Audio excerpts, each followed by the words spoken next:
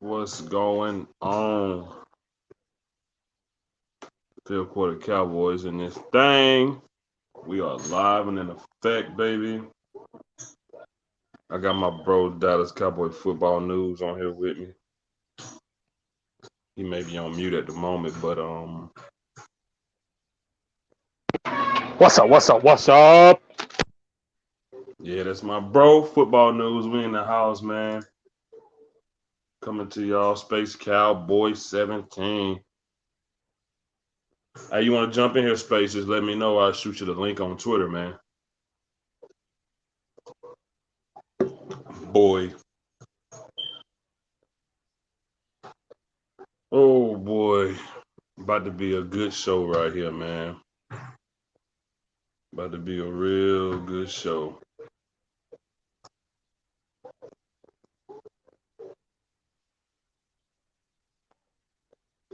Really, really good show.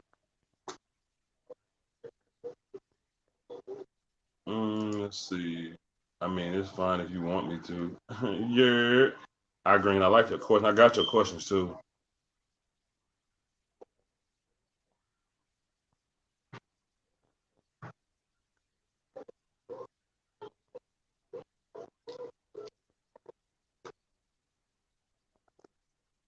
Yeah, Space, man.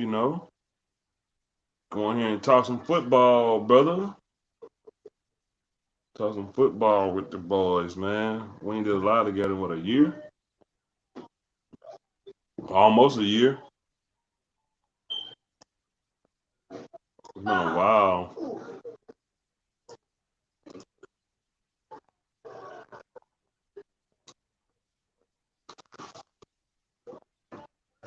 Oh, gee, stand up. Yeah. All right, Space, give me 1 second. 1 second, bro. We're going to kick it off. We're going to start this thing off right.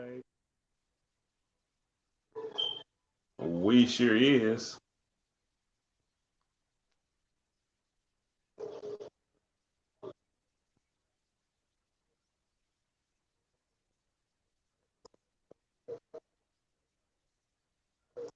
We sure is going to get it going. What we got in here? Cowboys X Factor, what's up? It's 19 coming. We got 9 viewers on this thing. I'm about to put your channel in my community tab and let them know to join us. I thank you, brother. We gonna shake thing up. Can you hear me just fine? I hear you loud and clear. Just testing 1, 2, 3.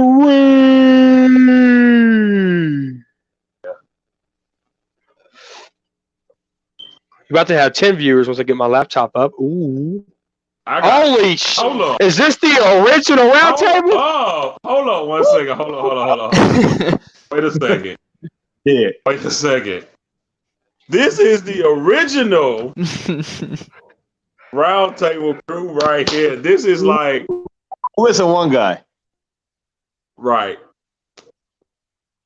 Wait, who's the one guy? 1980, but this is the original. I'm saying This the is where- original.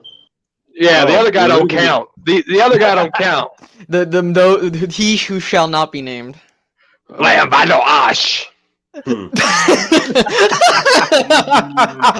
Hey, Oz Green said my mic lagging. Is my mic lagging?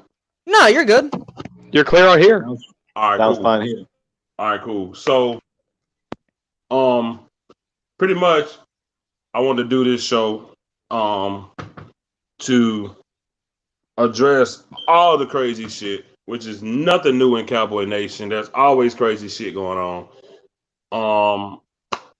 And I mean, I can't think of a better way to kick it off than the original damn crew right now. I'm like a little kid right now. This has got me hyped. So, football news, you already put it on your in your community? I'm working on it as we speak. Okay, cool. That's what's up. I see everybody. Putting all the eggs in the baskets for the Eagles losing. So we're gonna see how they go.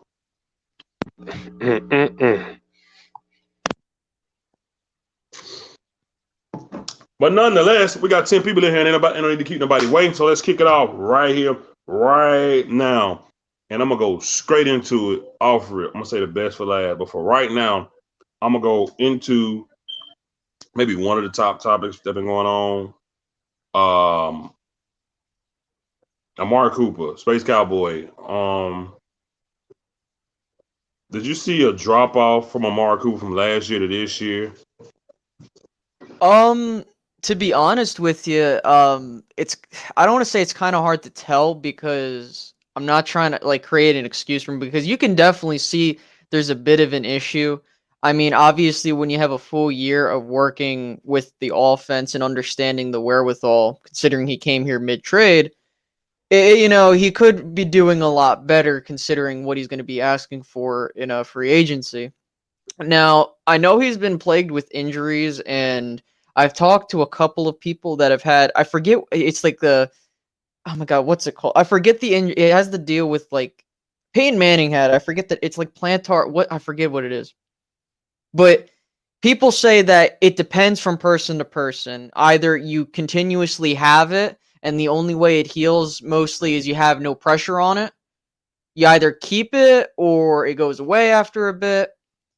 I don't know if this is going to be a lingering issue that's going to impact his career. Now, for me, I think that, look, he's got 1,000 yards. I would argue he should have a bit more touchdowns. And usually that goes hand in hand with the quarterback and the scheme, and that's a whole nother thing we'll get into. But I think that Amari could be doing a whole lot better.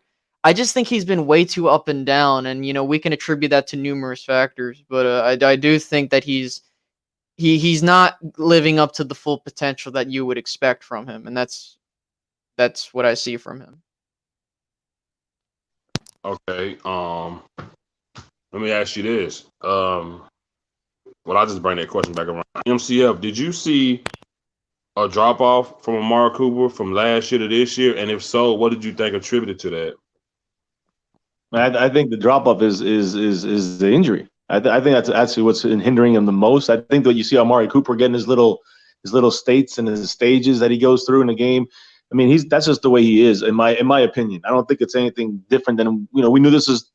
He had some issue with drops in Oakland, and we've seen it now, and so that's almost expected. I know you're saying about a drop off. Maybe he was on top of his game this year. Maybe he took it a little bit easier.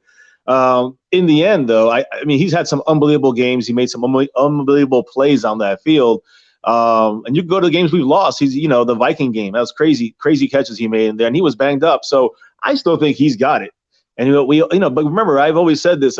Jerry Jones, Stephen Jones, they backed themselves into a corner. Whether it was with Zeke in the Todd Gurley statement that Zeke should get paid more than Todd Gurley, that was, they had to they had to step up to the plate. And the same thing with Amari Cooper, a 1.5 year first-round pick rental. That's not smart.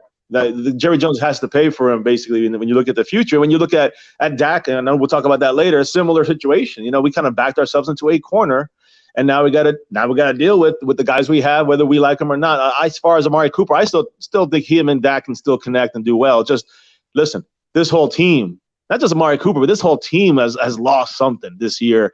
And it's not just about the talent on the players. That they are responsible and they have to be accountable for their fuck ups. But there's no way that that this team is not the head of this team. The head coach has lost this team, in my opinion. And because he's lost this team, some players not necessarily giving up, but they're losing that passion, unfortunately. And it happens in life. It's normal shit. So when it comes to Amari Cooper, I mean, I kind of got to keep him, but also I think the drop off is, if anything, has to do with maybe the team mindset and more than Amari Cooper himself. And of course, the injuries, which play a big part in it. Okay. I get it. Yeah, that's good. I understand. I see what you're saying. Injury, yep. And I agree. I think he probably tried to play through it a lot. Dallas Cowboy football news. If you saw a drop off from last year to this year, what do you think, kind of attributed to that? Yeah, absolutely. To help Space Cowboy out, the injury is called ball on turf ptosis. It's a lot of drops. Amari Cooper's a baller, and he's been open a lot. He's been missed a lot. I don't think Dak has a lot of confidence in him because maybe Dak, in the back of his mind, might think there's an injury, like thinking, okay, he's injured. I don't want to throw it to him because we might need him, for Week 17 because we're going to go 8-8 or 7-9, whatever the case might be. I don't know why, and he could have had a lot of yardage last week, but Shoelace, didn't put it on him enough. But he had dropped a lot of balls this year too, and that's why his injury is ball on the turf ptosis. Could you explain to the viewers we got who is Shoelace? Shoelace is Dak Prescott, number 4 for the Dallas Cowboys. That's Shoelace. Why do you call Dak Prescott Shoelace? Because that's where he throws the ball to people's shoelaces. All right, I do see a drop off. Before the injury, I wasn't aware of the injury. I'm pretty sure it seemed like he played hurt all season. A lot of people saying, "Oh, this is why Gruden was so happy to get rid of him," and because when he's on, he's hot like fire, but when he's off, he's cold as ice.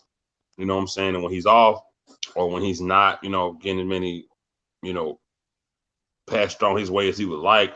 I think he mentioned something like that himself a couple of weeks ago. He pouts about it and stuff like that. So I just think he had ups and downs this year more than we would like. I think it was so fresh. He had a lot of drops, and I just can't contribute things that may be wrong with his foot or his ankle to him gripping the ball between his hands. So he had a lot of drops that should have been catches this year, especially last week. He had one that was big for a first down and stuff like that. And I just think it was just a lot of unfortunate things with him this year. Now, in the same breath, Space Cowboy, do you think he wants to stay now with what happened? And if so, how much money would you be comfortable with seeing the Dallas Cowboys pay Amari Cooper? Well, for me, I think that it's going to depend on other factors because based off of the body language and and as I was looking, he's seeing compared to what he was doing in Oakland in the last 2 years there, like he's seeing a resurgence in terms of what he's done, and obviously he could do better. But I think the biggest thing is, and like my Cowboys family alluded to, is that when you invest a top pick and a first-round pick into a guy, it's a minimum 5-year investment into a guy. And I definitely think that he's not going to – I feel like the Cowboys are going to either franchise tag him or do the transition. They're not going to let him walk. I don't think they're going to let him walk. Now, as for money, I don't exactly know what I'm assuming he's looking for top receiver money, and based off of what I was looking at, you're looking at between 17, 18, 19 million dollars, and hefty price tag. But if you're gonna make that kind of commitment, you're gonna definitely have to bite the bullet somewhere, because when you put that money there, you kind of lose out putting that money other places. And that's assuming that he's going to play at this level, We made the same decision with Dez, remember when we gave Dez his money, and we, you could say that, yeah, he did deserve his money, and then things fell off how they went. And I don't know if the Cowboys will learn from that and they'll take things different. But I do think that I think they're going to pay him. Would I pay him? I mean, at this point, I don't know, because I think with the new head coach, it's going to really be a lot of question marks on this team in terms of the quarterback, the wide receiver, everybody. So I'm not trying to dodge the question, but it's just, at this point, I don't know, because of all the factors that are going to change in this offseason. Right, I understand. I get you.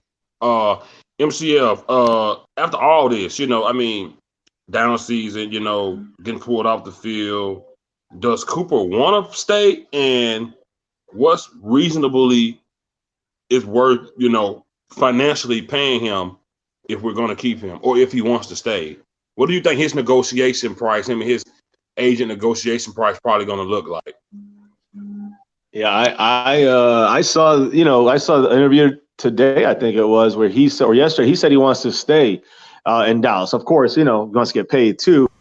So I mean, as far as Cooper's side, it's not like he wants to necessarily head for the hills right now, but they're gonna negotiate the whole thing, and he did this for a reason. He not held out, but he did not want to sign the contract to the end of the year for a reason. That's to try to cash in a little bit more. Now, I do think that because of the issues he's had in this season, it might not make him like the value of his contract explode too much more than maybe he thought. I think he thought it was going to be a bigger jump, and because of the injuries, because of the slow end of the season for him, I think it actually hurt his numbers a little bit in the sense of money. Not a huge amount, but maybe $1 million. And again, it's not a huge amount, but it is $1 million. So I don't know. I think that the Cowboys will, like Space Cowboys said, I think they'll franchise or transition tag him. If not just to hold him with the Cowboys, you know what I'm saying, and then work a longer term contract deal. Because again, to me, the Cowboys put themselves in this situation. I said earlier, you give up a first round pick, you cannot just get a year and a half out of him. Now, there is one last thing I want to say about Amari Cooper situation. That if the Cowboys, let me just say, first of all, franchise tag, if someone gets him, they got to give, I think, a first round pick. But if we decide to let him match it and take him away from the team, so that would be a viable exchange there if we don't want to keep Cooper. Another thing, this is the last case scenario, but let's say I think the Cowboys are franchise tag him. If they let him go and hit the open market and someone picked them up, we'd get a third round compensatory pick. So that's the way you got to look at it. Like, the worst thing we're going to get out of this is just a third round and back end pick in the third round from Cooper at best. At best, that's it. So we take a little hit. We got a year and a half rental. That's the worst case scenario, and I'm not happy with it. But I think that the Cowboys have to franchise tag him for the most part because they put themselves in this situation. Okay, before we go any further, let me introduce my bro, the man with the power, coming to lay the smackdown on every jabroni. Dallas Cowboy fan 1980. What's up, my brother? What's up, guys? Man, we got Fifth. We got right. We got my Cowboys family. We got Space. Is that Space? Is that Space? What's up, dog? Hey, original crew, man. Hey, dog, man. Hey, it's too much. Might be too much power for 1980 today. What's going on here?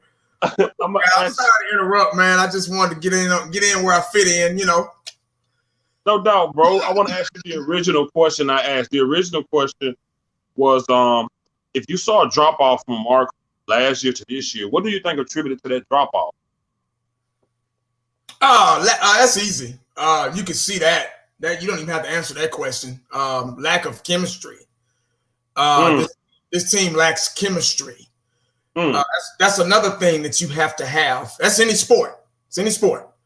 You got to know who you're playing with. What I always say, what I always preach is what you don't do in practice is what you don't do on the field. There's no chemistry on this with the offense. Hell, with the defense either. There's something in the way. There's something in the way because we have a lot of talent at different positions. We got a lot of talent. I made a live stream actually earlier today talking about numbers. We got Dak Prescott, who's got some of the best numbers that a quarterback can have. I think he's still leading in yards. We got Amari Cooper, which numbers aren't that bad. He has over 1,000 yards, 1,097, I believe, with a 14.6 average, ranked number 11 overall wide receivers with 8 touchdowns. That's not bad. Then you got Michael Gallup. Who's over 1,000 yards too, with a 15.1 average and 4 touchdowns. You got all these different players with so much, and then Zeke has, his numbers have gone up, since, he was kind of going down towards the end of the year. He started kind of getting back in the rhythm, but it's so wishy-washy because there's nobody. They act like, how we always say is they act like they don't even practice together. It's something going on. There's a mental block somewhere on this team, and you can't even blame the players. You can't blame them. You can only blame the players to a certain extent. obviously they got to go out there and execute. Just like I always use the analogy of kids. You know, you raise your kids and you send them off to school, and it's their job to go off of everything that you taught them and to the teacher and the teachers taught them, and they have to go and perform in the classroom in front of the professor. It's their job to execute in the classroom. But as a parent, if you're a supportive parent and you love your child, you're going to give them everything that they need before they get out there. You're not going to just send them out there with one shoelace. You got to give them two. Because if you give them one, they're not going to keep up with everybody. They're going to fall behind. And this team has fallen behind with all the talent, all the potential in the world at a lot of positions. This team has fallen behind. They have. And the coaching staff has allowed them to fall behind. They've allowed it. We can go and point fingers all day long. You can point fingers at Dak. You can point fingers at Coop, all day long. We know, obviously, we know they're not performing like they should, but they're not here. They don't know each other. The coaching staff don't know their players. They need a big change in Dallas. It has to be something, a big change. And obviously we all know that, but are they going to do it? We don't know. Y'all heard the interview earlier today. Jerry said, I need somebody I can trust. So he's still kind of on that Al Davis mentality type sales, but you're not going to get a straight answer out of him. So we don't know. But what I do know is these players have, just like Jimmy Johnson said, a couple of weeks ago, even though we lost last week against the Eagles, even in halftime or right after the game, I saw a Dak Prescott commercial. I saw a Jalen Smith commercial. Now, this is here locally. I'm seeing commercials left and right. And I used to see Emmitt Smith and them on commercials and Michael Irvin on commercials and Troy Aikman and Nate Newton. And, they all had their own shows and stuff like that. But they were winning. They were winning Super Bowls. They earned the right to be, on those commercials and stuff like that. The new breed of athlete, they're winning without winning. They're getting out there. They get on these commercials, making all the endorsements, all that stuff. And it's a facade. It's like they painting this picture of a winning organization. The brand sells. The brand is this. The brand that. We're the richest team in the NFL or richest team in sports. Period. But when you lift that facade up, it's got roaches and stuff in there and mold and must.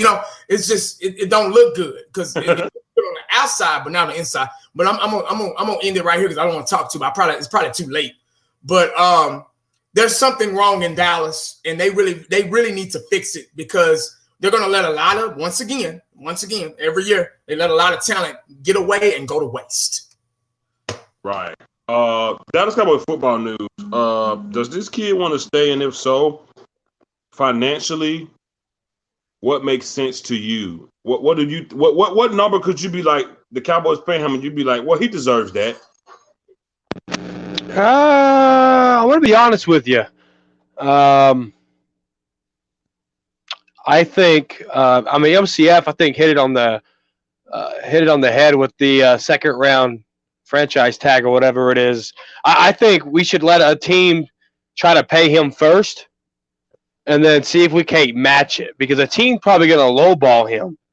And if a team lowballs him because with that foot injury, now remember his ankle injury, this isn't just 2019. Oh shit, Amari Cooper's ankle. This is Amari Cooper, Alabama ankle. This stuff's been happening a while. That's a fact. And I think, that's going to be a cause for concern. I say put that tender on them. Let a team match it. We could probably match what they're doing. It'll probably be somewhere along the lines of 13 to 14.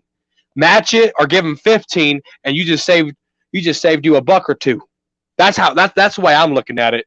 And that's what the Cowboys should. That's where they should go about it. And I'm not concerned about giving up the first round pick or whatever because it paid off. We went to the playoffs. We didn't win anything, but look what we did with him for that 1 year. Now, new coach, new style, whatever. They might just pull a John Gruden and just trade his ass off or something. But tender him, let's try to match that deal. Right. Okay. Now, the next question, instead of going back in order to space, I'm gonna bring this one back to MCF because they really, really big on this. Monday, do we have a new coach if we somehow sneak into the playoffs and still lose? Do we have a new coach, or is this whole feeling like son vibe with Jerry Jones and Jason Garrett thing just gonna push Jerry into keeping Garrett another year, or do you think he's really done this time? No, I think he's really done.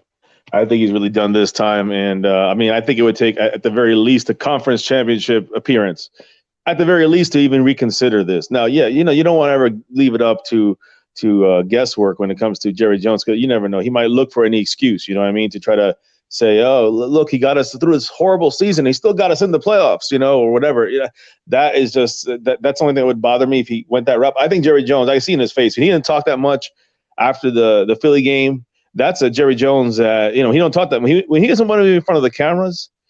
That's not a Jerry Jones you want to mess with. And I think Jerry Jones at this point is done with Garrett 100%. So I expect Garrett 2 days after the end of the season, whenever that may be, to be not firing, but to not renew his contract. And he's already meeting with guys. I am sure that Jerry Jones and Stephen Jones and other people on their staff are meeting in their front office, are meeting with coaches right now, or at least getting a short list ready and really, evaluating the prospects there to take over a head coach. But one last thing I want to say for DCFN about Amari Cooper, I would suspect that just to be fair here, that the franchise or transition tag for Amari Cooper, I'm not sure what that's going to run, but you're probably looking at like 16, 17. You're not looking at like 14, 13 million. I don't know what the numbers will be released, but Dak's looking at like anywhere from 30 to 33 million in a franchise tag. I think that Amari Cooper is looking at like 16, 17 million in that range. All right, well, I'm cool with Dak Prescott.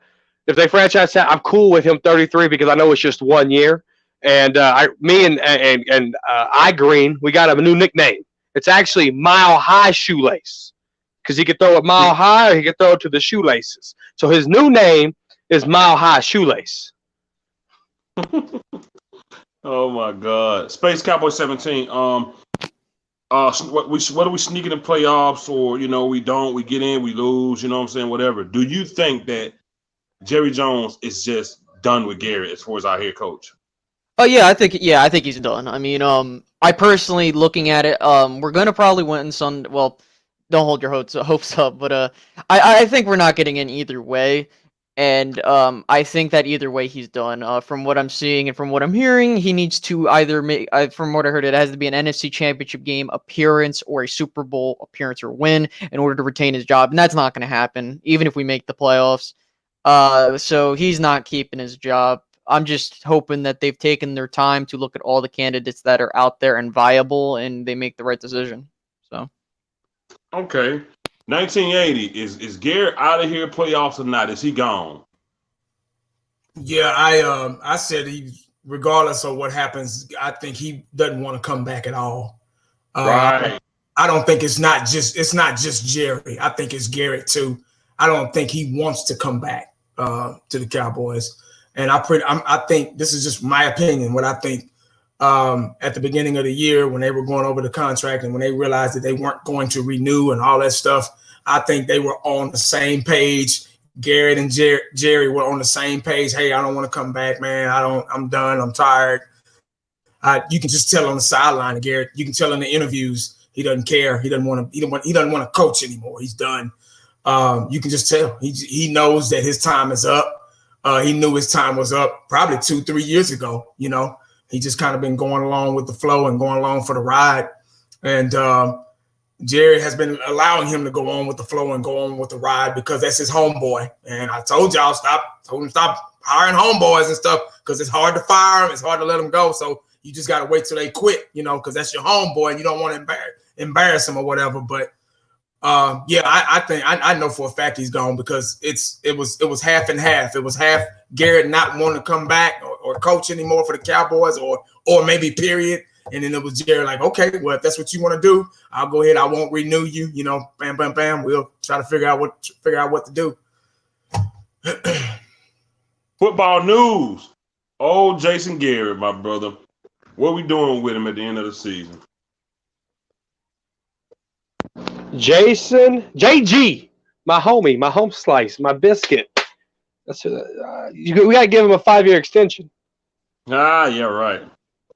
I'm just kidding. No, he's gone. I don't know when, but he pissed me off this week. A reporter asked him, do you ever think about your future? And he said, every once in a while. And the reporter said, well, when? And he made the smart-ass remark, sometime in the future. There's no F's given with him. I mean, he's done. The Cowboy players are. I mean, it's almost like 2015. Des fighting the media. Now Ezekiel Elliott don't want to talk to media. The media staffers kicking media out today. I mean, the season's done. And to be honest with you, I seen a question in there that said something about do we trust the Giants? I honestly want the Eagles to win, and I kind of want to lose to the Redskins. It's not taking the season. I don't want to go. I don't want the Eagles to lose, and we win. We lose in the first round of the game, and we go from potentially a 12th overall draft pick to a 21st overall draft pick. It's asinine to me. Go get that damn draft pick for your new coach and go help rebuild this team. You got 23 free agents. There's no reason to go from 12 to 21 to lose in the first round of the playoffs. But Jason Garrett is gone. Yeah, I think I do think he's gone. I think I was gonna say exactly what 1980 said. I think he want to go. I think he wants to go. I think he know he's lost too much and it's getting embarrassing. You know what I'm saying? You ever had that feeling that you just know you're wrong and you just want to get out of that situation yourself? I think that's what Garrett is going through. You can look at him on the sideline. And I really do feel like that. I think he's felt that way for a while now. Like I really do believe that. Like it just doesn't feel like he wants to stay here and coach. He's just doing his job to finish out things right now. So I'm gonna go to another topic before we get to the big one, which is Dak Prescott, which is everybody want to talk about. But before we go, mile high shoelace. Before we go out, a couple more things I want to talk about. And one of those things I want to go to right now is 1980 specialty defense. And I'm just going to go straight to the question by Cowboys fan. Why don't y'all ever blame Chris Richard for nothing? Shots fired. We do blame him. Listen we do blame Chris Richard. He's partially responsible for this. He's another. What did I say? If we lose the Eagles, fire the whole. I said this on the roundtable. Fire the whole coaching staff. Now, if you're going to tell me the percentage of blame, and I'm going to start speculating, I'm going to tell you that Marinelli is more responsible for this over Richard. Now, there's different things you can say here and there, but in the end, Marinelli is the one that runs the defense still. Don't fool yourself. And It's still his imprints are all over this defense. And when you have a defense that does that, you saw a little more creativity when we played the Rams. On defense, you saw deceptive, blitzing. You saw the way we held our defensive kind of lineup. We didn't really show who the Mike was until it was under 12 seconds on the clock when Goff loses the connection with McVay. So that whole thing, we planned great, and you can see we blitzed more. We were more dynamic on defense. So I believe there was more influence from Richard. That's my belief, because that is Richard's blueprint in the past. Marinelli's blueprint is cover two. I mean, it's Tampa 2, and it's going to be no blitzing or very little blitzing, not deceptive blitzing. Just 4 guys, and just got to get pressure with those guys. When those guys don't get consistent pressure, then it makes Richard's defensive backfield coverage that it's not a good mix. And I think that is the problem, because Marinelli's front 4 not getting in there. It's limiting what you can see Chris Richard maybe do what he can do to in his best abilities on the defensive side of things. So if he was able to, let's say, have a little more control, in my opinion, and be able to send more blitzes and more deceptive kind of tricky blitzes and just tricky defensive game planning, that to me would then I could make a better judgment call on Richard. But like I said, no excuses across the board. I'm talking from Garrett to the water boy. They should all be fucking fired after losing to Philadelphia. Right. Okay. Hey, Space Cowboy, when you look at secondary issues and all this other stuff, like, do you think like oh dang, Chris Richard got to be better, or do you just put all that on the players? No, that's on Chris Richard. I mean, you could, and sometimes, what is it? With Cheeto, I know because I went to the Philadelphia game and he looked horrible. And he's been very inconsistent the whole season. Now, obviously, it's a mix of coaching and player execution. But I think that, when we first hired Chris Richard, we were excited because we thought, hey, maybe this guy can do something. And to start 2018, we thought, hey, maybe we got something. Then but then it's like this year, it's then been the same thing. The corners aren't turning their heads around. They're just playing so lackadaisical. And it just doesn't look good at all. I've not liked what he's done this whole season. I personally think everyone in the coaching staff should go, honest to God, so that the head coach that we bring in should pick who he wants. But I think it's a combination of Chris Richard and then I think the over hyping of the secondary. Byron Jones, he's had his moments where he was probably the best guy out there in Philadelphia, to be honest with you. But it's just that's the problem is we have inconsistencies with the secondary, and I've always been a huge proponent of adding a playmaking safety, and I know that's something that I definitely want us to try and do. But I really do think that this team needs an upgrade in the secondary and better coaching techniques and stuff like that. Hey, Space, quick question: do you think that Marinelli has any role to play in this?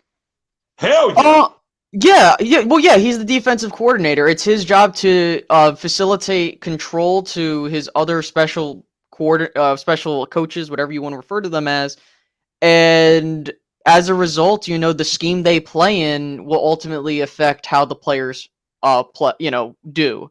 And I think that, people be like, well, Chris Richard's calling the plays. But if he's calling the plays of a Marinelli-based defense, that's not a healthy way of coaching and playing football. You can't cook something you don't want to cook with some ingredients someone else bought. You know what I mean? Exactly. That's what I was trying to get at. But cool. I got it. You saying something, MCF? No. That's what I was wondering. I was kind of getting at that point because I was wondering, when does because Marinelli still kind of runs that front four. He's still the head of that. Let's not mistake that. So when he's running those front four guys, that does affect the back end of the defense. So yeah, and when you have Richard calling plays in Marinelli's scheme, yeah, you got problems. Okay. 1980, you said a couple things on your channel that I've said to myself and just watching the game. You said Seattle, they let him go for a reason. Yeah. You said look at the players he's had. Look at the guys he was coaching. Like it's kind of like Golden State. With Steve Kerr. Look at the players. He just sat back and damn, you got Cam Chancellor, Earl Thomas at safety. So and then you also always say it's like raising kids. Mm-hmm. You sit them out there in the world with nothing, no knowledge, and they just gonna be lost. And you always make that analogy. So I'm saying all that to say just what's your assessment when you look at your specialty, your position, when you look at the secondary, how much of their failure is talent and how much of it is just the coaches not having them ready? It's a little bit of both. Everything goes through Marinelli. I want to go ahead and throw that out there first. Right. Chris Richard calling plays. I can't see that because it's not his scheme. Like Space Cowboys just said, it's not his scheme. So he really can't call the plays because it's not his playbook. You get what I'm saying? So Chris Richard, like I've always said, he's a fiery guy. I love his attitude. I love his demeanor. He kind of damn near reminds me of myself. He's in charge. He's a position coach, just like a running back coach, a wide receiver coach. Right now, he's a position coach. Marinelli is the defensive coordinator. So it is his scheme. It is his job to develop a scheme. When Jerry Jones hired him, it was his job to develop a scheme and bring it to Dallas and to help this defense grow. Now, it's their job to find the best players to put for that scheme, that match that scheme. Unfortunately, Marinelli's scheme is outdated. Y'all see Philadelphia guys with second and third string guys were picking us apart. And then it's inconsistent. Y'all brought up, last week, the week before we dominated the Rams. The front four, when they're doing well, it makes the secondary look even better because it's a domino effect. It makes the linebackers look better. It makes the secondary look better. When that front four is performing, you don't have to do anything else because they've already done the job. You get what I'm saying? Chris Rashad with Seattle was out of this world because he had 4 all-pro secondary men. The Legion of Boom. You know what I'm saying? So there wasn't much work to do. Just like Steve Kerr with the Golden State Warriors. You got all that talent, everybody jumping on one team to win the championship, sissified NBA, there's really not much work. Now, you still got to coach a little bit, basic stuff. But as far as the having to worry about somebody performing, somebody executing, it's there. The writing is on the wall. Now, Chris Rashad had to come here. He came from the Legion of Boom. Hey, had an awesome resume. Hey, man, I coached the Legion of Boom. I'm good. And Jared's like, oh, okay, cool. Shit, well, we can bring you aboard, and you can be in charge of the secondary. You be a secondary coach. You're not gonna be running plays and nothing like that. We got a guy for that. We got Marinelli for that. So we're good. We're good. We just need you to come in and bring your energy and bring your know-how, and do it. Do it this way, the Cowboy way. Oh, okay, cool. I do that. Bring that. Now he's having to start from the drawing board because he's got a lot of young guys. He's got to baby them up and nurse them up to his scheme. So now we're starting to learn. Now that we got him in the mix, now we're starting to learn his faults. You see what I'm saying? We're starting to see the same mistakes over and over and over. Now I haven't even brought up scheme yet. I have, but let me do this. Let's throw scheme out the way. And let's just go with basic fundamentals. What is one thing we've been having a problem with all season, guys? My Cowboys family, fifth quarter, football news on the round tables. We've all said the world famous word of the Dallas Cowboys, fundamentals. Basic things, guys, like tackling, wrapping up, keeping your eyes on the quarterback, peripheral vision, backpedaling, using your peripheral vision. You watching your man, but you watching the quarterback at the same time, peripheral vision. I didn't see any of that this year. Not all the time. Maybe some games, but it hasn't been. And here's another word. Here's another word that goes with along with being a professional coach. Consistency. Hasn't been consistent. You get what I'm saying? So if you're supposed to be this all-world coach that coached the Legion of Boom, I coached the Legion of Boom, the best secondary ever put together. He must didn't see the 95 Cowboys when we had Dion and Brock Marion and Darren Woodson and Kevin Smith and Larry Brown. But anyway, but with our boys you got a fresh bunch right here that you're teaching from the ground up. The young guys, they gonna follow you. They listen to you. They're still not looking back at the ball. The ball is in the air. Receiver waiting on it. They still pass interference. See, these are stuff that you learn. This is without scheme. This is just man-to-man coverage. Same mistakes over and over every single week. That's what scares me about Rashad. But I will say this because I'm 50-50. I see what my Cowboys family is talking about now with a new coach. If they move him up to defensive coordinator, maybe the defense will be a little bit more, aggressive and up to date because it's only so much he can do because he's just a secondary coach. He's not the defensive coordinator. He might try to call plays, but it has to go through. And I've been on the sideline before, so it has to go through Marinelli. He has to approve it. You get what I'm saying? So it's a little defense is a little different from offense. Offensive coordinator, he called all the plays, especially. If that's the way they got it set up, and unfortunately that's the way we got it set up. Is Garrett ain't got no say so. It's all Kellen Moore. So he just called the plays, boom, here you go. And y'all know when Garrett get involved, oh shit, we're done. You see what I'm saying? But defense, it has to go through because defense is a lot tougher than offense. You're trying to stop somebody. You're trying to stop them from scoring. You're trying to stop them from gaining a single inch, a single yard. And everything has to be what's the word I'm looking for? Supervised. You get what I'm saying? So before the play can even get out on the field, like, hey, Marinelli, this is what we're doing. You okay? Nah, let's do this. Let's do that. All right. So, but if they move him up, I'm sorry if I'm talking too long. If they move him up and maybe something will change, but what scares me is still the fundamental part. Right. They're still having trouble with that. And I don't know where to go with him. I don't know if they need to bring somebody in, just clean. I would say just clean house if it was up to me. Like, hey, man, everybody fired. So I'm bringing in a whole new crew. But, they're not going to do that because Jerry Jones wanted to be, what did he say earlier? He wants to be comfortable. He'd rather be comfortable than win Super Bowls. So it ain't up to me. It ain't up to me. It's up to them. Right.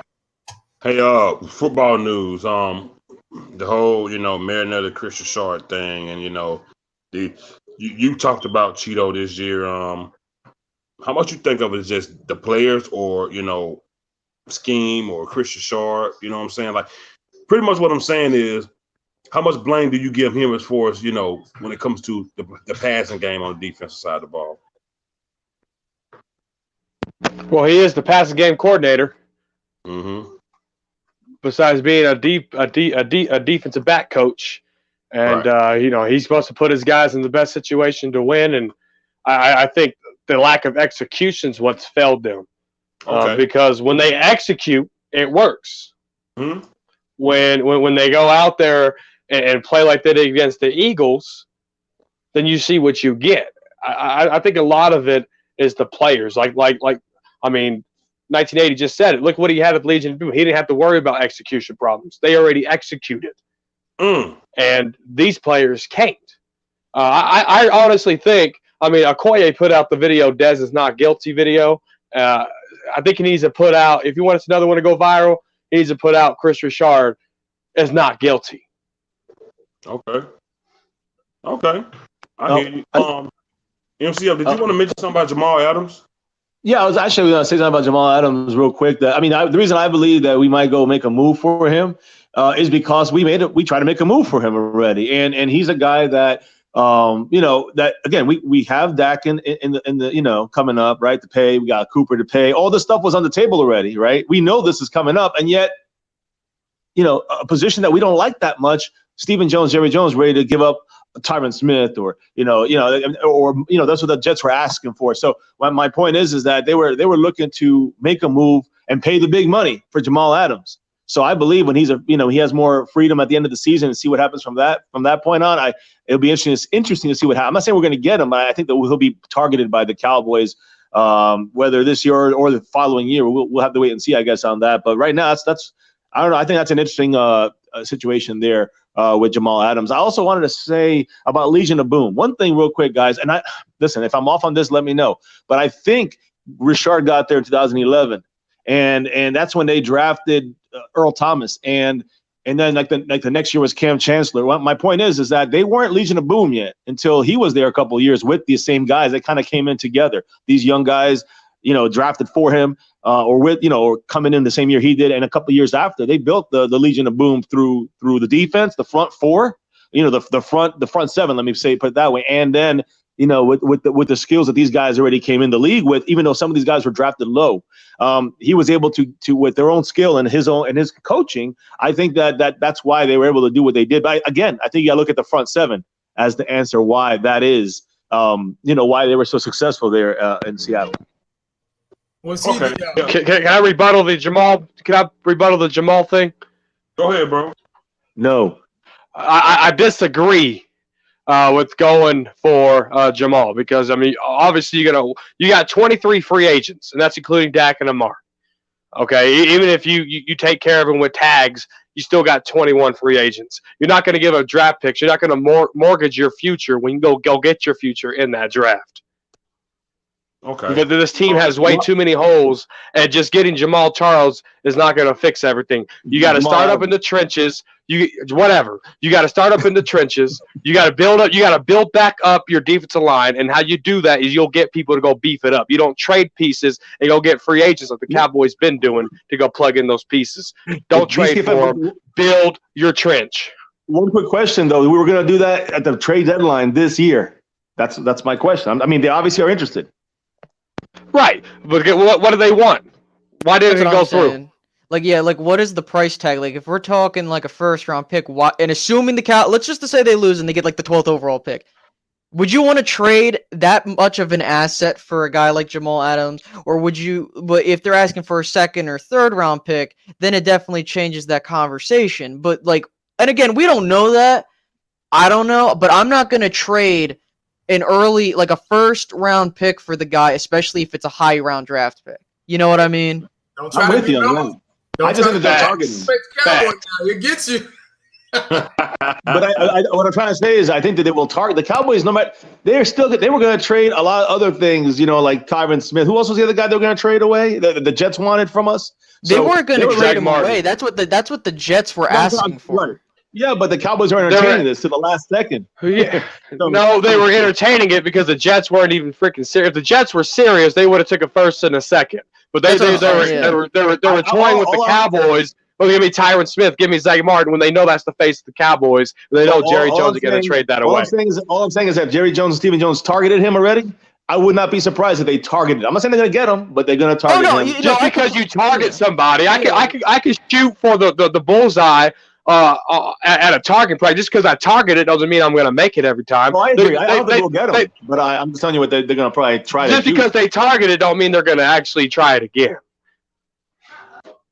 Right. Mm-hmm. So, yeah, I mean, because they targeted Earl Thomas and didn't sign him in the free agency when they had the chance to. Right. Agreed. They should have. They should have got Earl Thomas. And what I'm saying, and MCF, what I'm saying is, I'm not saying that those guys made Christian Sharp. What I'm saying is the caliber of those players made his job easy. Christian Sharp, Earl Thomas, and Cam Chancellor all came in at the same time, 2010. Bobby Wagner came the next year, and Richard Sherman came the year after that. Fun fact, though, Christian Sharp actually played for Seattle from 2002 to 2004. Yep. They actually drafted him. But, okay, one more topic before we get to Dak, and that is, I don't toot my horn, but I'm going to do it right now. I said when DeMarcus Lawrence got paid, he wasn't going to have double-digit sacks. I said it before the season started. And now he came out and said something to the effect of, lack of direction or some crap like that. And I'm not defending Garrett, but what I'm going to say, man, you're a pass rusher, man. Put your hand in the dirt and go get the damn quarterback. You don't need no direction or no coach. You got one job. And then for those that are going to rebuttal me and say, well, DeMarcus Lawrence, he didn't always get the sacks, but he stopped the run. He's a pass rusher. He's a pass rusher. You know what I'm saying? Like, that's like saying Amari Cooper, he didn't catch the ball, but he had his guy beat. I don't care. His job is to catch the ball. They paid D-Law because he had double-digit sacks a couple of years. He got paid for what he did a couple of years ago when he was beasting. He didn't get paid for stopping the run. DeMarcus Lawrence got paid because of the double-digit sacks. You know that man finished this season? You know how many sacks that man had this season, man? For that money he got paid? I wasn't going to hold out. I wasn't going to turn down this type of money. Like, he didn't do nothing. And I told Dallas Cowboy Football News, every time he was screaming, pay the man, pay the man, pay the man. I told him, well, Mr. Pay the Man finished the season with 5 sacks. The highest defensive you better let me go end first. ever to get paid. The highest paid defensive end ever. Your highest paid defensive end ever gave you 5 sacks. 5 sacks, dude. Let me go first. Okay, I'm going to let you go first. 5, there's no excuse. I ain't in this one. 16, that's cool. 16 games, 5 sacks. I said before the season, I said, you keep screaming, pay the man. We're going to pay the man, and he's not going to have a better season than he had last year. I don't care about what he's doing in the run game. It's not his job. It's his job. He's called a pass rusher. He couldn't give me 10. He couldn't give me 10. He sucked this year. If you're going to say Dak sucked, DeMarcus Lawrence sucked even worse. Dak had a better year than DeMarcus Lawrence did, and he ain't even paid yet. $100 million pass rusher gave me 5 sacks. 5. I told you months and months and months ago, he's going to hold out, it's going to hurt him, and he's not going to have a good season. I don't care. Don't mention Aaron Donald. Don't mention Khalil Mack. They don't play for the Dallas Cowboys. I'm talking about DeMarcus Lawrence, number 90, Tank, the Hot Boys. I'm talking about him. 5 sacks, dude. How many Robert Quinn? I want to see how many Robert Quinn had. How many Robert Quinn had this year? 9.5. 9.5. Go ahead, football. Tank has 5.5. 5.5. I forgot to have. My apologies. It's like when you get a $40 hook and you give it $39. She said, "Where my other dollar at?" I'm sorry. Go ahead, football news. Go ahead, man. I am glad they paid the man. We're tripping over five. Okay, you keep using this this whole thing. He's a pass rusher. He's a defensive player. His job is to stop anybody that has the ball. Anybody that played defense knows, okay, if I can't sack the quarterback, my job is to go make a tackle. DeMarcus Lawrence shows hustle at every play. He's durable. He has agility. DeMarcus Lawrence is the reason why the defense is one of the reasons why this defense is probably what is it? They're top 11. They're top 11, right? They're top 11 so defense. Robert Quinn with a 9.5 sacks ain't the reason. Oh, I said he's part of the reason. You see what I'm saying? Obviously, Quinn's been inconsistent. Well, that's probably on the first half of the year. Where has Robert Quinn been on the back half of the year? Where's DeMarcus Lawrence been the whole season? Look, he's hustling. If you notice, when people are screening to his side, it's because he crashes hard. He's trying to get that quarterback, and then the screens fuck him all up. That's why the job, just because he's a pass rusher, he's a defensive end in football terms. A defensive end tackles the man with the football or sacks the quarterback with the football. And sometimes, right now, he's sacked him 5.5 times. But if you go look at his tackles, he has a lot of damn tackles. Oh, okay. He got a lot of tackles. Okay, I got you. He got a lot of tackles, man. All right. He got paid for tackles. Okay. Let me ask you this. Is he a defensive player or not? Does the defensive players not tackle? Let me ask you this. What do defensive end get paid for? Tackles or getting to the quarterback? Both.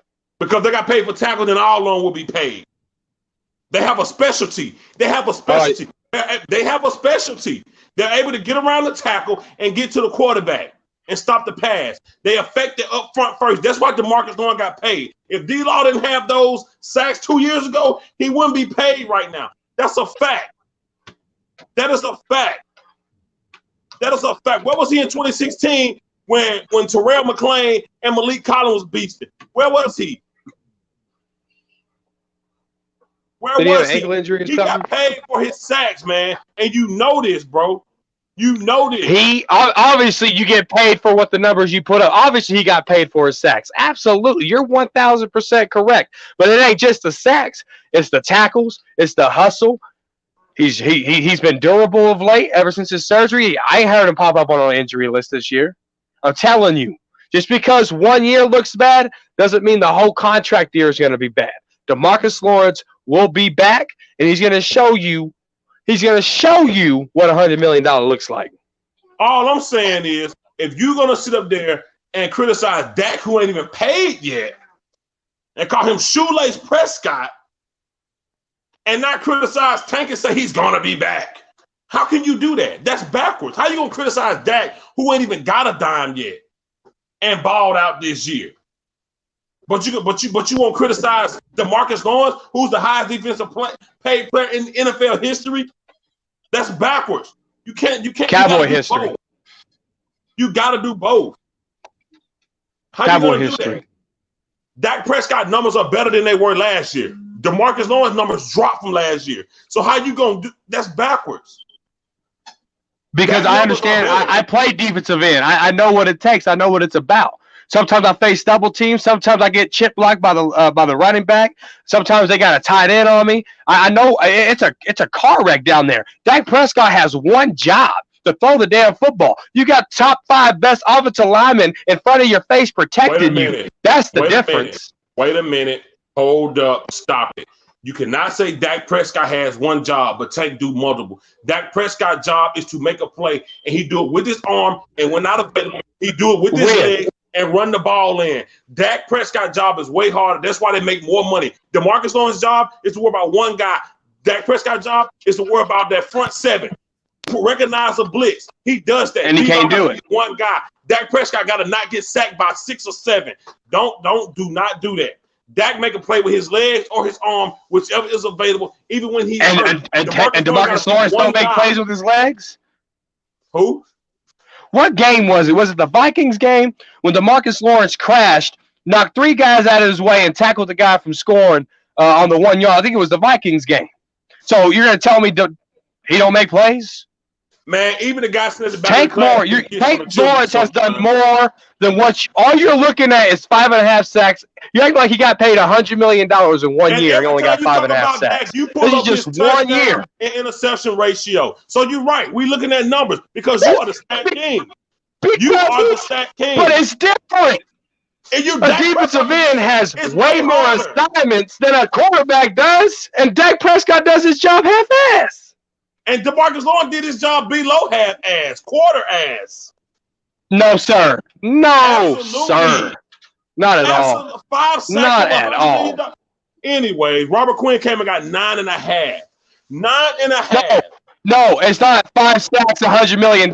See the contract is, what was it? 5-year contract. He didn't get paid $100 million and only got 5.5 sacks. He still got more sacks to go get for $100 million. And he get paid $100 million in 1 damn year. He still got sacks to go get, and he will go get them sacks. Okay, so why you saying Dak can't get $40 million? He ain't done yet neither. He ain't done shit but hurt this football team. Okay. Period. Point blank. All right. Okay. Anyways, all right. Go look at the last 5 games. Go look at the 3-game losing streak. Go look at the 3-game losing streak and tell me what Dak Prescott did. I'll wait. You go look at the 3-game losing streak and tell me what DeMarcus Lawrence did. Go look at it. Anyways, my Cowboys DeMarcus Lawrence 5 sacks. How did you think his season went so far? I mean, listen, I'm in the middle of this and literally in the thoughts here, because I do think that 5.5 sacks, I'm not going to just look at that. It's definitely a down year on that side of things. And when it comes to stopping the run, he's been dominant. I mean, he's like the second best defensive end lineman to get tackles for loss. So to me, pressure, he consistently putting pressure, consistently getting in the backfield, consistently getting stops on, stopping the run and consistently being schemed against. See, in my opinion, I believe that, and again, this is not an excuse because I'm going to tell you the other side of this here, but Tank, he's getting schemed, I believe, because I think they know that every offensive team, they have to go after Tank. That's the way it starts and ends with Tank. And then everything else kind of goes from there. Like we said earlier, I mean, why is Chris Richard's defensive backfield having issues? I think it's because we're not getting, some of you guys said execution. It's true, but not just by the coverage guys, which they have their own physical issues. I think that they can't get some, like, turn their head for Cheeto and all that stuff. But when it comes to the defensive line, when Tank doesn't get in there, nothing works. So when teams, nullify Tank, and I know we're not going to be blitzing, it becomes that's why I think you see Quinn with 9.5 sacks, and you're seeing teams more scheming. I know Aaron Donald gets schemed every game, but there was a lot of other names on that defense for the Rams that people also scheme against, and it starts with Aaron Donald, but it's a different position. He plays interior. So I think that even though he's put up subpar numbers, he still has shown, all around very good defensive end, obviously one of the top ones. And in essence, really, it kind of goes with our season. But I believe he's our best player on defense this season. He's played the best on our defense consistently throughout the whole season. But I cannot stand Tank's bullshit, hollow, shit talking. I hate it. It's so fake to me. It's not genuine. He talks it and it doesn't sound like he ever really backs it up. It don't feel like he did it this year. And again, I know it comes more to the flashy stats, and it comes to the sacks and strip fumbles and causing turnovers. If we saw more of that, we'd say, okay, there's the talk getting backed up on the field. But we don't see those flashy things, the sacks and turnovers and all that stuff from him this year. And that's why the talk doesn't match. The talk is just talk. It's got to be backed up with action. And and when I say action, I don't mean just solid, consistent play. I mean, when you're getting paid that money and you're doing all that bullshit shit talking, you got to back it up with flash plays on the field. And that's the way it is. It's just the facts of life. Right. Space Cowboy, do you in 1980 want to say anything about D-Law before we move on to Dak?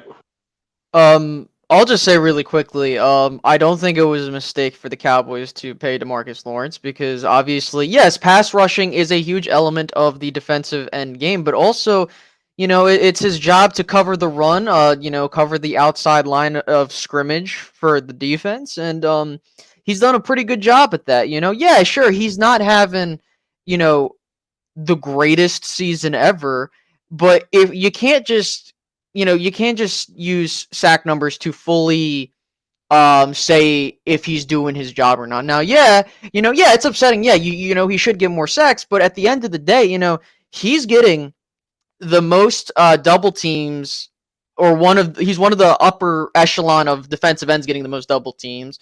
He's getting a lot of pressures, and I know some people will be like, well, he has to get home to the quarterback. That's his job. But at the end of it all, he's doing what he is asked to do. Yeah, I would love for him to have 20 plus sacks a season. That's not going to happen every season. But, he has an impact on this team, and I think that I would love to see if we can bring Robert Quinn back, but I do think that DeMarcus Lawrence does a lot more for the defense than people think. That's just my opinion. Okay, bro, I understand that. 1980, DeMarcus Lawrence.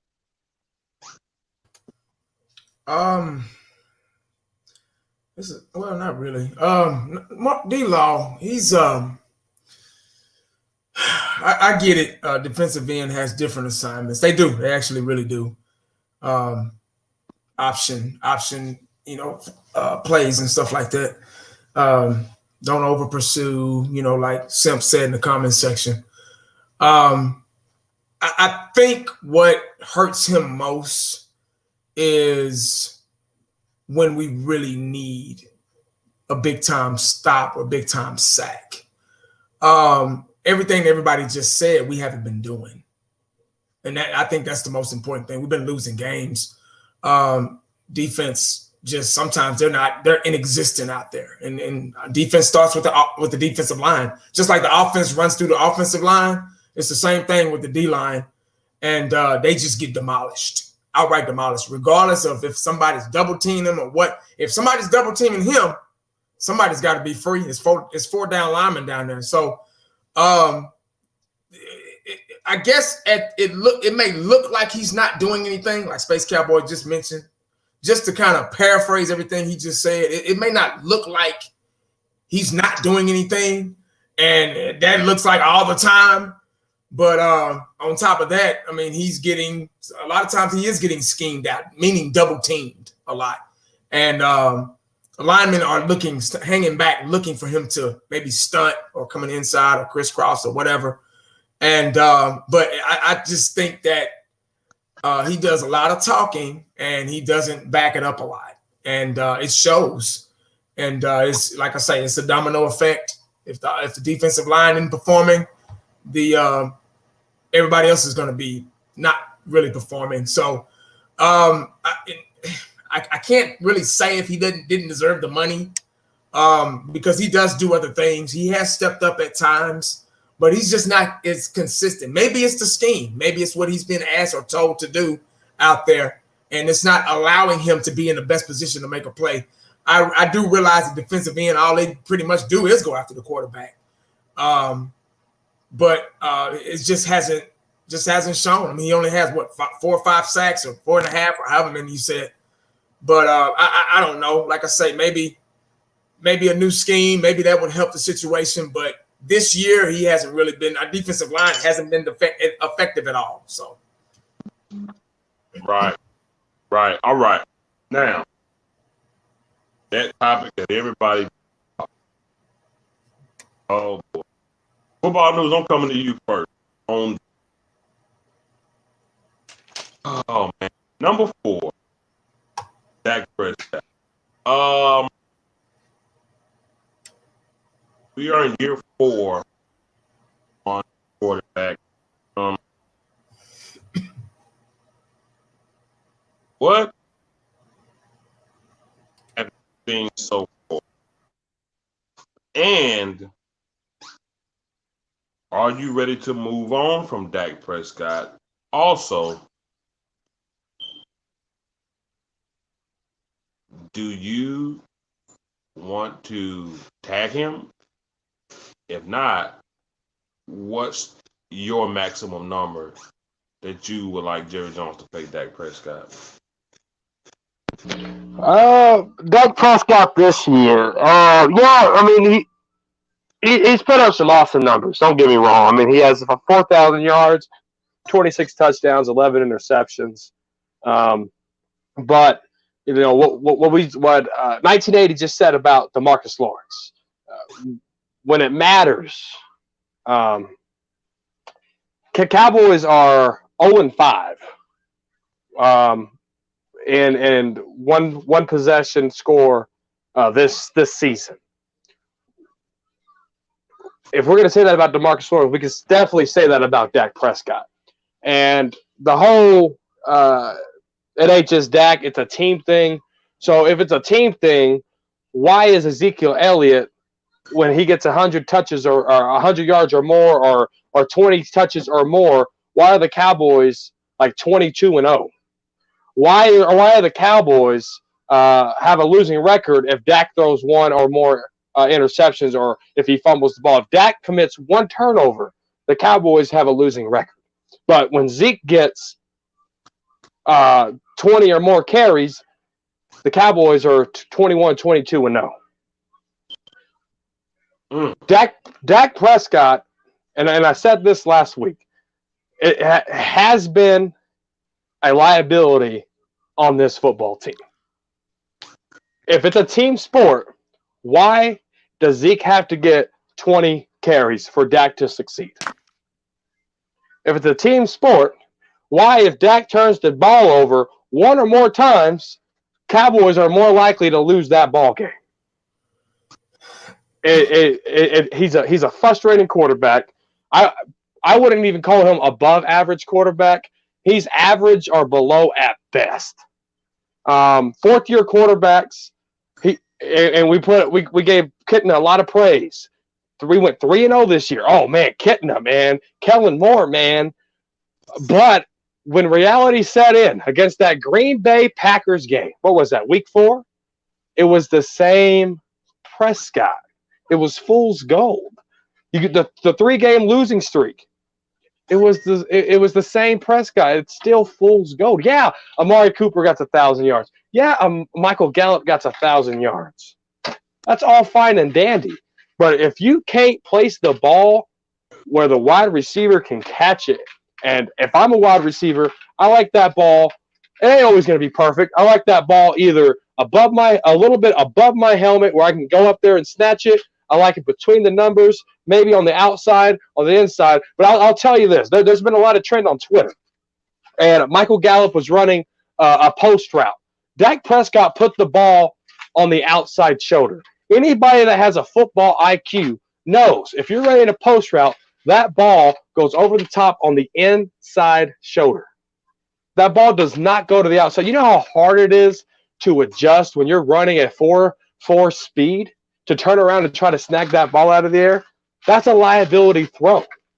Amari Cooper, what was it? Oh, it was during the 3-game losing streak. I think it was against the Buffalo Bills.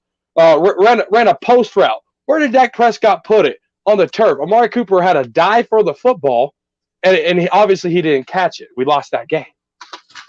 When you need Dak to step up, when adversity is in his face, Dak Prescott does not live up to the expectations that a fourth-year quarterback should be doing. The stats are pretty, but the only stat that matters is a 7 and 8 stat. That's the record. Because being first in the offense doesn't mean jack squat if you have a liability as a quarterback. Now, having said all that, the new coach needs to come in. It's probably cliche to say this, and he needs to determine, do we franchise tag him or not? If they franchise tag him, cool.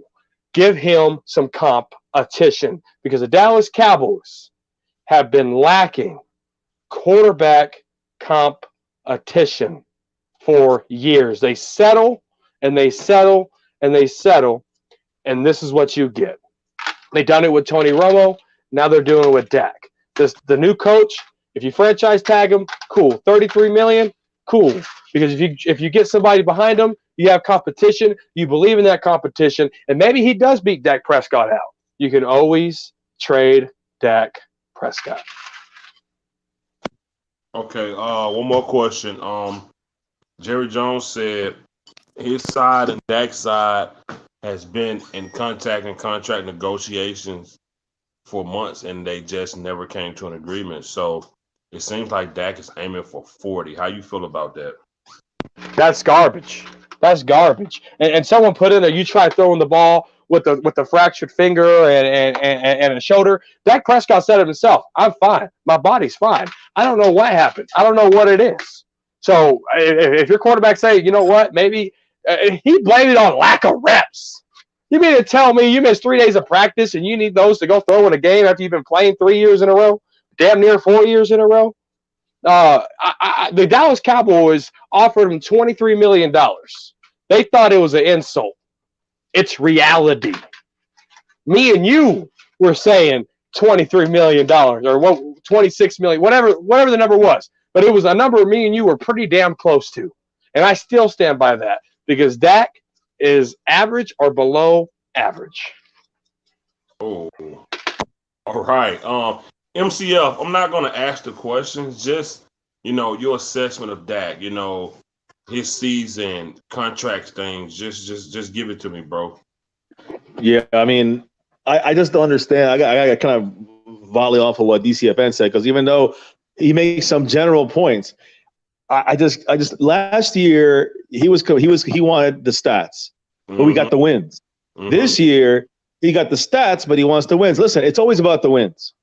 I don't care about how many touchdowns he throws, how many stats he puts up. This guy last year, Dak Prescott, was clutch. He was the clutchest guy in our fucking team.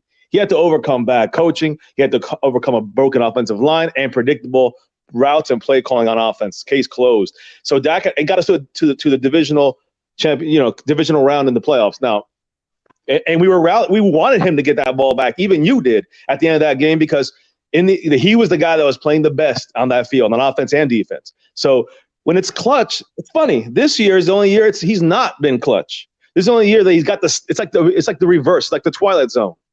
So he's always been clutch, except for this year. He's always come through. I believe it's just more of the fact that you got a first year offensive coordinator and a guy either guiding him wrongly or badly, which is Jason Garrett, or a guy not guiding him at all, which is Jason Garrett. Either way, it all leads back to the carrot. And listen, I'm not giving Dak excuse. He still missed target. At the beginning of the year, he was looking like he wasn't missing anything, and then some confidence was lost. The game plan became back. It almost reminded me of Linehan again, and it's almost like I wonder sometimes, was it Garrett pushing through Linehan? Like the way he's pushing through Kellen Moore, because there's still similar plays out there, and a lot of predictability on offense. I just don't like the way it's kind of come down to this, and I think it's hurt Dak. I've said this before at multiple roundtables that have Dak playing against his strengths. That's silly. That's stupid. When you got to play him towards his strengths, you got to use play action. Every game we lost this year, all 8, we used like under 25% play action. I'm pretty sure, maybe all but one, maybe 24 or under. Every game we won, it was like 30 or more, a third of the game. So that's play calling. That is coaching. That's not Dak can change the play or nothing like that. That is just the straight play calling, coaching. And that's why I believe Dak, even though he's got these numbers, I don't believe he was put in the best situations this year to win games. To succeed in stats, yeah. But to win games, no. How much should he get paid? I don't know. But whether he should get paid, yes, I believe he should. I believe he'll be franchise tagged, like we talked about Cooper. He'll be franchise tagged if they can't get a deal, and they'll try to work a deal out with Dak and Cooper in the offseason after you franchise these guys, and then you go from there. But I think they'll work out a deal. At least I prefer 3 to 4 year deal with these guys, and then you could let them go if there's an issue, because you're gonna take them with you for the next, a couple of years at least with the Tank signing, the Jalen Smith signing, Lel Collins signing, and then you add Dak and Cooper to the mix, of course Zeke as well. So you got Tank, you got all these guys going along for the next 3, 4, 5 years. You're gonna probably keep Dak on board for this for the next 3 to 5 years, I'm assuming. But the fact that the Cowboys also backed themselves up to a corner here in this situation, and they just did not there's nobody in there to be able to challenge Dak. I know DC fans said competition has been lacking, but that's because he's our starting quarterback, and there was never. I guess the Cowboys never felt like they always felt he's the guy. They always said he's our franchise guy. And now we got to pay him. We've been saying this for 4 years, not us, but Jerry Jones, front office. They've been saying this for 4 years or 3 years. I'm not counting the first year, but the last 3 years they've been saying this. And now they got to pay the piper. We got to restart. We got to start all over. Okay. So before I go to Space Cowboy, I'm going to go to 1980. 1980. Dak season. Contract talk, franchise tag. Just give me your whole spiel, bro. You can go ahead, Space. You can go. Okay, Space Cowboy. Go ahead. And what was like the question? I guess. Well, originally I just wanted to know, year 4. What did you think of Dak Prescott season? And as far as Jerry Jones talking about the contract negotiation, you think he deserved a big one, or do we need to franchise tag him to see what he's going to do next year? Okay. Well, ultimately, what we wanted to see from Dak Prescott in year 4 was, can he do better than what he's been doing? That is just throwing, like 20 touchdowns a season, handful of interceptions, and like 3,000 yards at the most, right? That's what we were looking for. That's what I was looking for. And he delivered on that. Unfortunately, the wins didn't come, but. Does that mean we have to get rid of Dak Prescott? No. I think that, looking at it as objective as possible, I mean, I'm all open to see what this new coach wants to do, or what the front office wants to do under this new administration. If they want to go after a new quarterback, that's on them. But, I'm looking at free agency. You got options in Teddy Bridgewater, Jameis Winston, Mariota, Chase Daniel, Case Keenum. I don't know if those are enticing enough to replace Dak Prescott or compete with him. And then in the draft, you'd probably have to give up some draft capital to go get guys like that. So I think that if the coach really wants to move on from Dak, I think that his best bet would be probably to see what he has for a year and then go after another guy in the following year. That's if he doesn't want him. But, if we go back and look at history, I remember hearing people say the same thing about Romo, he puts up nice stats as a quarterback. He looks solid. And then he just has the untimely mistake that happens at the end. And I defended Romo. I said, listen, it's not his fault. He has to carry a team that's not good around him. Now, we could sit here and be like, now, I don't believe that Dak Prescott is as good as Tony Romo. I understand that. But the fact of the matter is that, I personally think I don't know what I'm looking at with numbers because I know that we saw Goff and Wentz get paid, I think, $33 million in that range.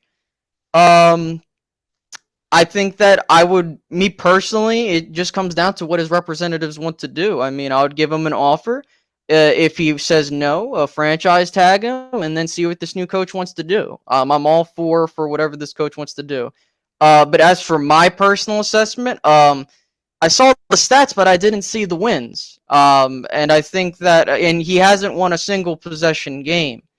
But that's something that he, and I just don't know what to say on that. I mean, like, I remember seeing the same thing with Romo, and I think that if the Cowboys were willing to sign Romo to those deals, I think you got to do the same thing with Dak. Now, if he's asking for $40 million, that's way too much for me. But then again, we'll see what happens. So, I mean, that's my honest assessment of it. Okay, 1980, bro. Take it away, man.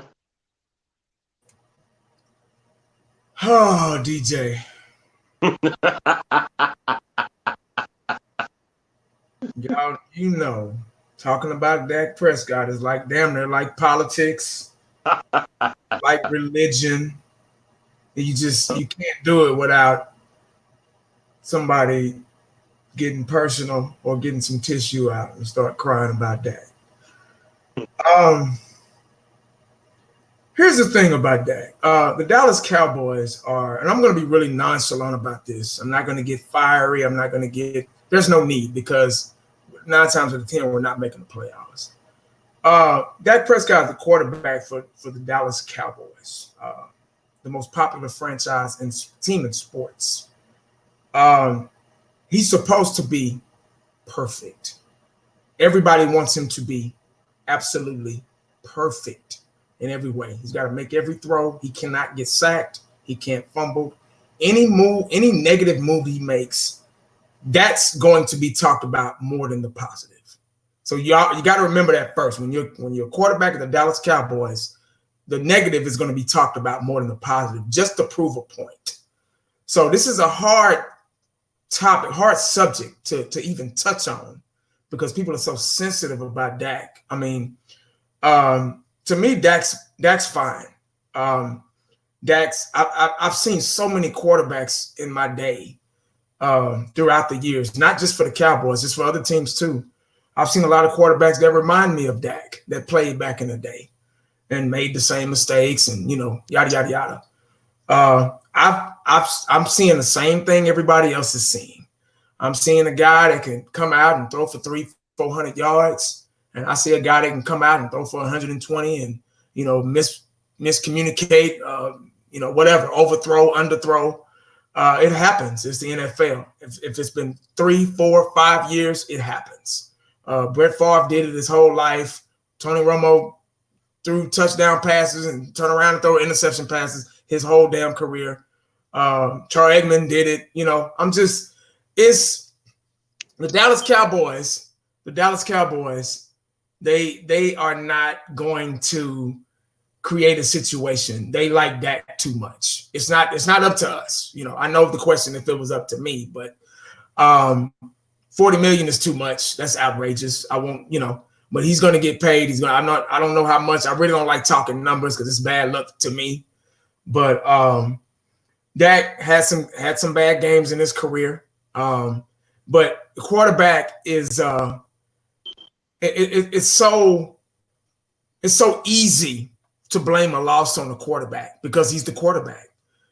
Dak doesn't play defense. He doesn't play special teams. He doesn't miss tackles. You get what I'm saying? So when he throws the ball and hit guys in numbers, they're just like Dak's supposed to be perfect. I guess the wide receiver is supposed to be perfect too. I guess Jason Witten was supposed to be perfect. And, you can keep going on. It's a broken record, but I don't really have anything more to say. But like I said, he's a quarterback. There's nobody else. If they bring in somebody, if a new coach comes in and makes the competition, that's up to him. Best man for the job. I'm going to support Dak as long as he's a starting quarterback for the Dallas Cowboys. I feel Dak is pretty good. He's been playing for 4 seasons. I know I've said myself, it takes 4 years, and everybody's gone off of that. Well, 1980, you said 4 years, so what's wrong? All right, man. I'm not perfect. I make mistakes. I'm wrong sometimes, but a lot of quarterbacks, Dak was thrown out there. A lot of quarterbacks, they learn on the bench. They've had the luxury to learn on the bench and watch the starting quarterback. Dak didn't have that luxury. He was just kind of thrown out there. The situation, Romo was hurt, yada, yada, yada. Romo was in his ear, not too long, but just a little bit, So Dak kind of had to learn a lot of things on his own. He didn't have the luxury of having a superstar quarterback in front of him to learn from. So, but everybody knows everything about Dak Prescott and, everything. So that's all I'm going to really say because I ain't trying to, start no drama on here about Dak Prescott. But Dak Prescott, he's okay to me. He's, the numbers speak. I know the wins aren't there and the wins are more important. You get what I'm saying? But those losses have a lot to do with lack of defense and execution on the defensive side and execution on the offensive line, not being healthy, not being who they were 3, 4, 5 years ago. Guys dropping balls. There's so many things you can come into play than just blaming Dak Prescott for a loss. I'm starting to think like the Dak haters out there, I think it's personal and not even about football. I think it's just personal. I think they just don't like him just because they don't want to like him. I want anybody with a Cowboy uniform to succeed. If they can succeed, cool. I'm behind them. You get what I'm saying? Just like Jimmy Johnson used to say, like he told Ken Norton, as long as you're making tackles and getting sacks, I love you. If you're not doing it, I don't love you anymore. So if you show signs of life and signs of potential, I'm going to have you back. You get what I'm saying? To the fullest. But if not, hey, we got to move on. So if the Dallas Cowboys decide to move on, that's what they're going to do. It ain't nothing I can do. Just because I have an opinion about Dak don't mean it's right or don't mean it's wrong. You get what I'm saying? So Dak has won some games. He's brought us back. He came in his rookie season and had the best rookie season of all time. People say, "Oh, well, that was a Romo team." Well, was that his fault? He still did the job. He still had to execute. You get what I'm saying? So, he's going to throw interceptions. Quarterbacks do that. He's going to overthrow guys. They do that. Drew Brees does it. Everybody does it. The elite quarterbacks does it. So, that's all I got, man. Shit. Hey, final question for y'all. Space Cowboy, does a new offensive coordinator come with the new coach, or will we still have Kellen Moore? Listen, man. I swear to God, if I have to deal with Kellen, listen. Look, I am a firm believer in hitting the reset button if we have to. Right? So that means the head coach, quarterback, receiver, I'm up all for it. But the fact of the matter is that if we really want to get this thing back in gear, the head coach has to pick his offensive coordinator, right? And I'm not saying Kellen Moore is stupid. He probably knows a hell of a lot more than I do, and everyone else here. But it rubs me the wrong way when you hire a head coach and you don't allow him to bring in his own personnel to help set up a winning culture. Jimmy Johnson did it in the 90s. He brought his guys from Miami. They managed to bring a winning culture. I don't know if Switzer did it. I'm not too familiar with that. Switzer's whatever to me.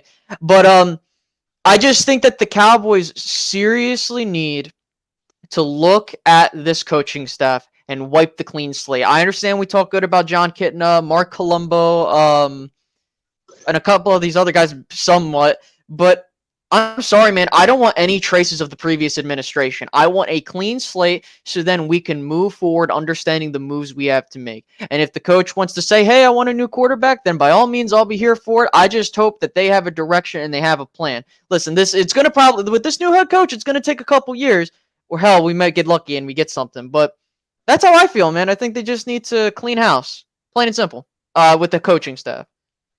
Okay. MCF, do you think we need to, once we get rid of Garrett, clean house all the way across? I think it depends on the coach that you're getting in there. Because if you bring in someone like a Lincoln Riley, to me, he's a heavy offensive coach, but the defense is lacking. So, maybe you might want to keep a defensive guy here and there. I got a defensive coach here and there. Again, I'm kind of alluding to. I would rather see someone like let's say Ron Rivera slip through and become our defensive coordinator with someone like a Lincoln Riley. When you get someone like a Urban Meyer, he's kind of a manager of the entire team. So I think with him, he can probably work in, like a Kellen Moore and that kind of stuff into there if Jerry Jones wanted. I think it really comes down to Jerry Jones and what he wants.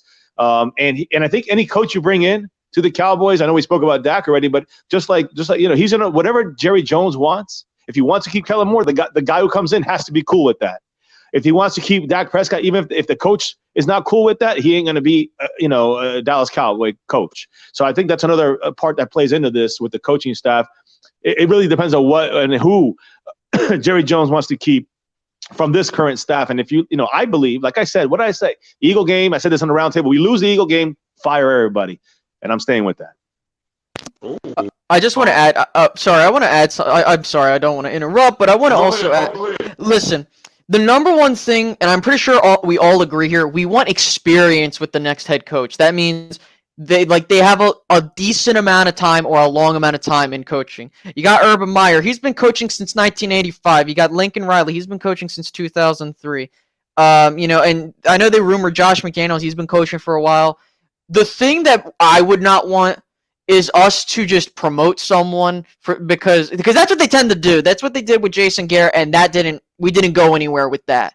And I don't want on-the-job training. We did that with Garrett. It did not work, and I think that's the biggest thing because Garrett didn't have a whole lot of experience. And people be like, well, what about these already retreads of a head coach like Ron Rivera, Mike McCarthy? Me personally, I don't want that because you know what you're getting yourself into. You know what I mean? I want something brand new. Hopefully we do. Worst, probably they'll elevate Jason Witten. I gotta. Oh my god. No disrespect to the GOAT, but no, I just wanted to say that. My God. Dallas Cowboy football news. Kellen Moore. We get a new coach. Does Kellen Moore stay or should he go? Yeah, I'm going to say it depends because I was all for Kellen Moore being an offensive coordinator, but you have to remember who the head coach is. He really wasn't that great of an offensive coordinator, and he wasn't really that great as a head coach. You put Kellen Moore with Andy Reid, you put Kellen Moore with Sean Payton, I guarantee you Kellen Moore's going to succeed in the National Football League. He has Jason Garrett as a head coach, mentoring him, training him on how to do this stuff. We forget.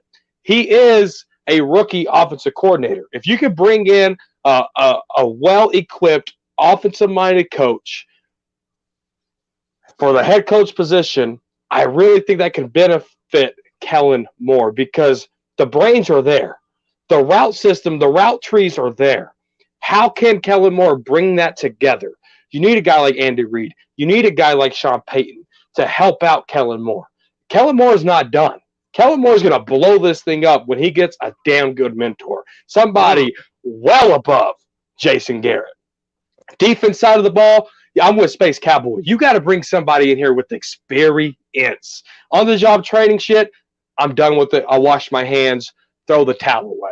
You got to bring Rod. I would love Ron Rivera to come in here and be a defensive coordinator or head coach.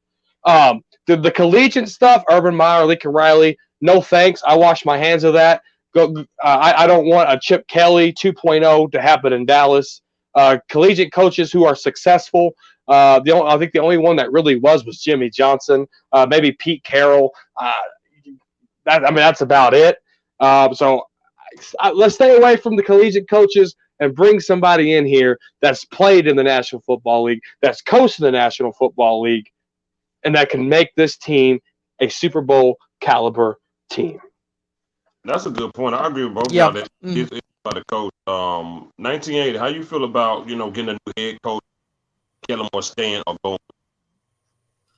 Let's see. Head coach, Dallas Cowboys. That football news, these in space, they really hit some. Wow. Good job. Really good job. Cowboys family too. They had good points, really. It's hard for me to even say anything after that.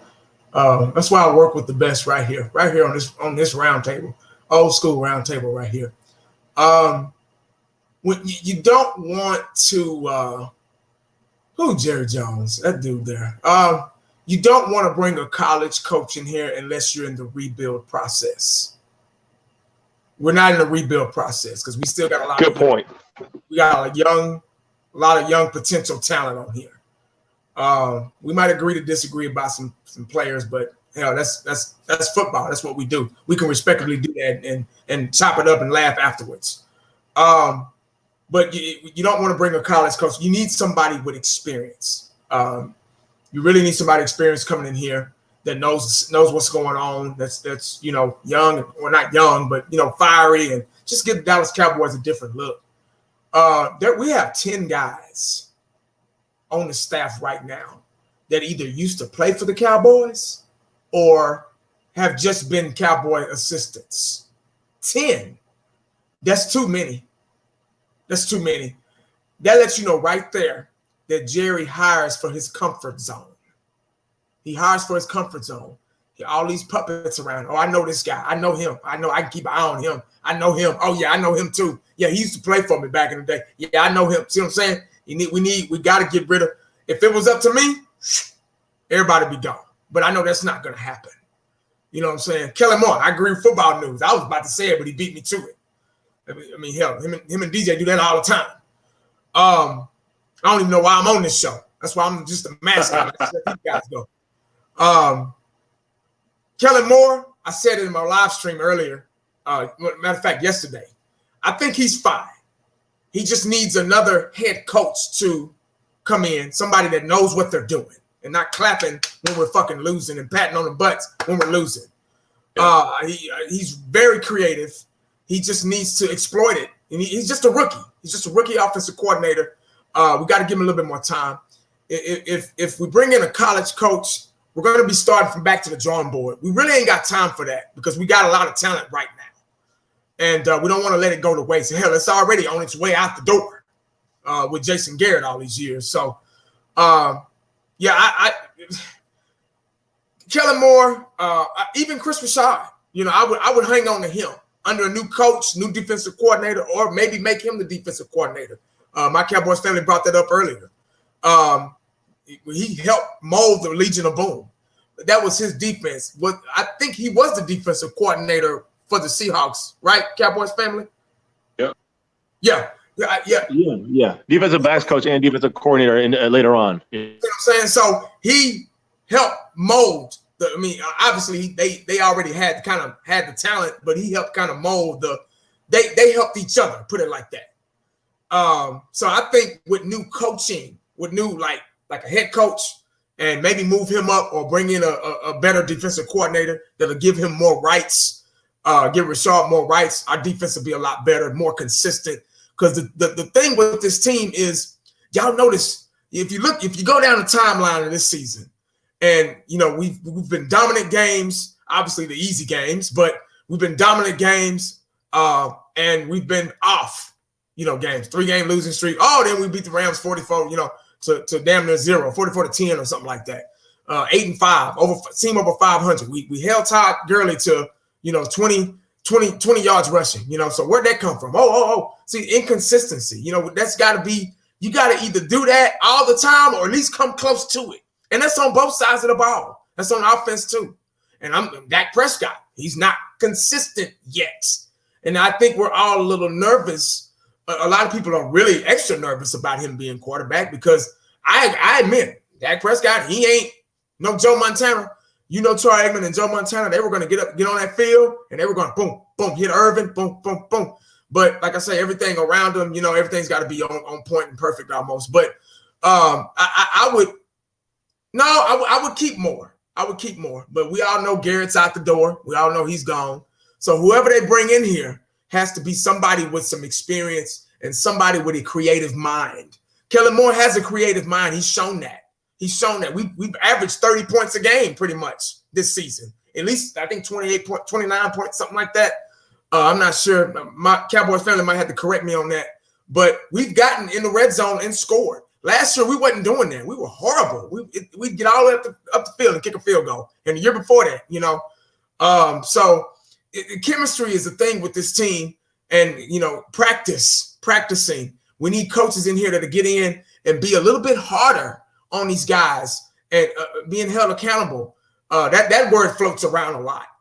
Fifth quarter Cowboys said at every stream, players not being held accountable. We need coaches in there that, like Jimmy Johnson said, after a loss, they get on the airplane and the stewardess and the flight attendant, they trying to feed the players and no, they don't need to eat. We just lost. No, don't feed them. Hell, fuck that. No, they gonna go home hungry. They gonna fly on the plane hungry. God damn it.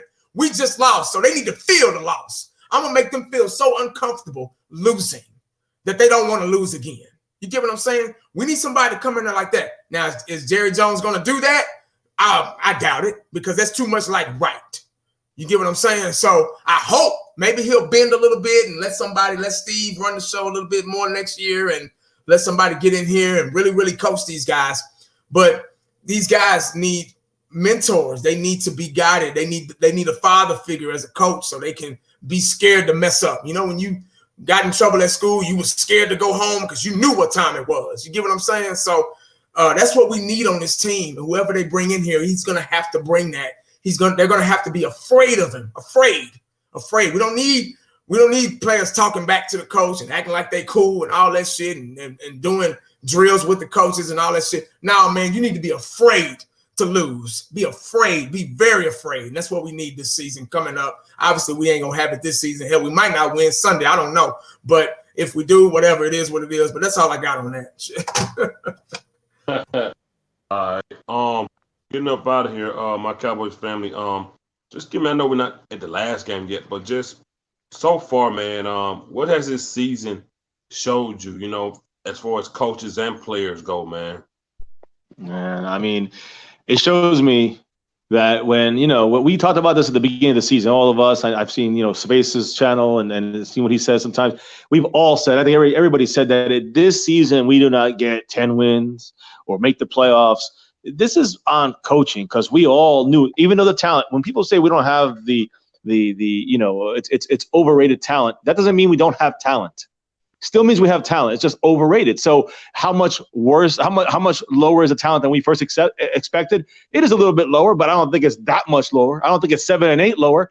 This to me is, which this season shows me, when you have a coach for 10 years that continuously is the puppet for Jerry Jones and in game and in preparation does not get the team ready you guys say consistent, in a consistent way, which Garrett is very inconsistent, and he's not accountable for himself, for his own mistakes. He always blames everybody else but himself. He never says himself, and he's never done it really in 10 years with Dallas. So accountability starts with Jason Garrett, and even you have coaches that have been out there like Jimmy Johnson or Bill Parcells who still got to balance Jerry Jones and also got to balance the team. It's not going to be perfect. You got to get somebody who's in there that can do that, and that's the biggest thing. I think that this season showed me that with Jason Garrett in there, and you got somebody in there who's just an average coach with a talented team, doesn't mean you're going to have a good year.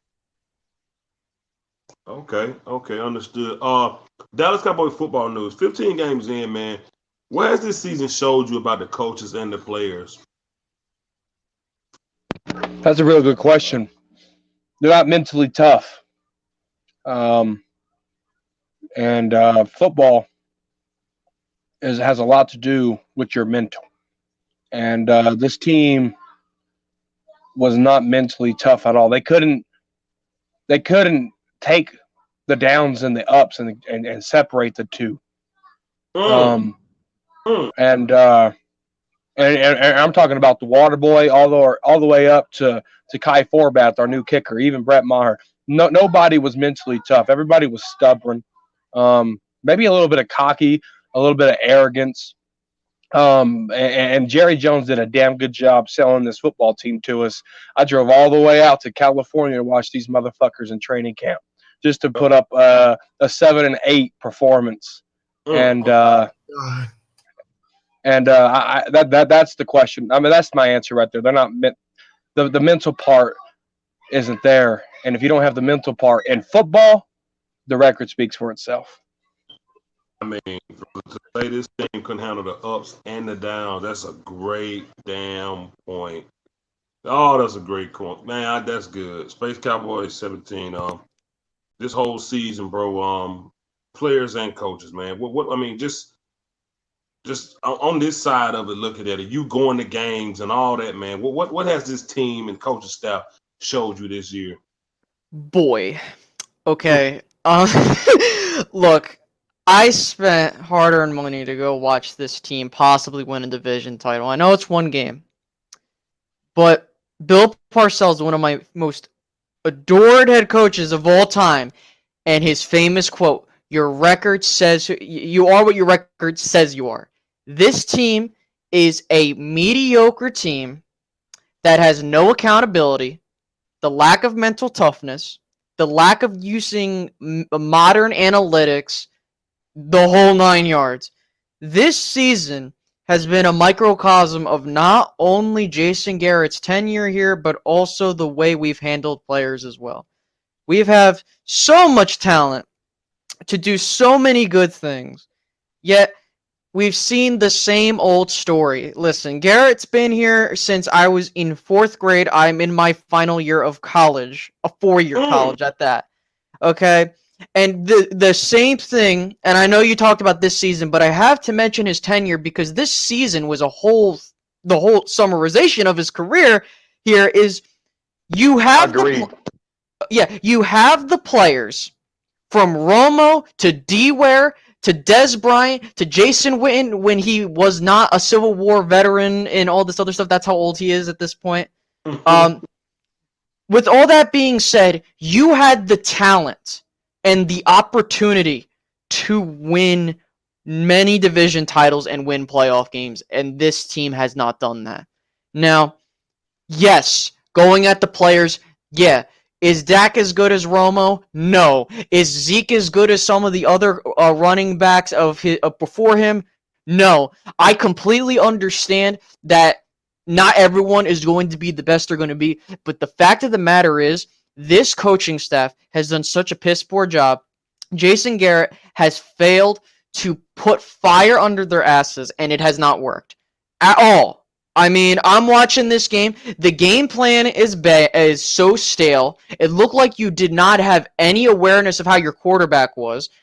You're not using a $90 million running back and your quadrillion, however much money you're paying your offensive line.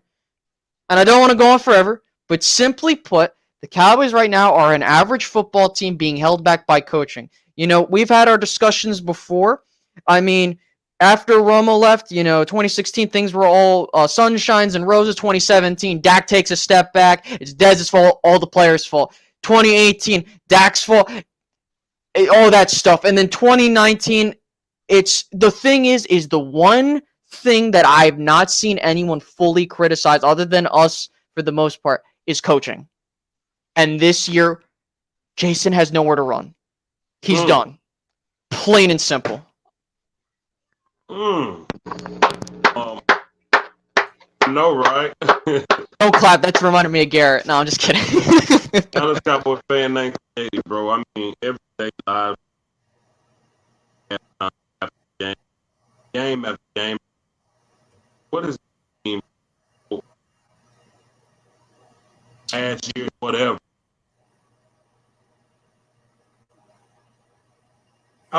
You expect me to go after that? After I know, right? After football news, my Cowboys family and Space Cowboy.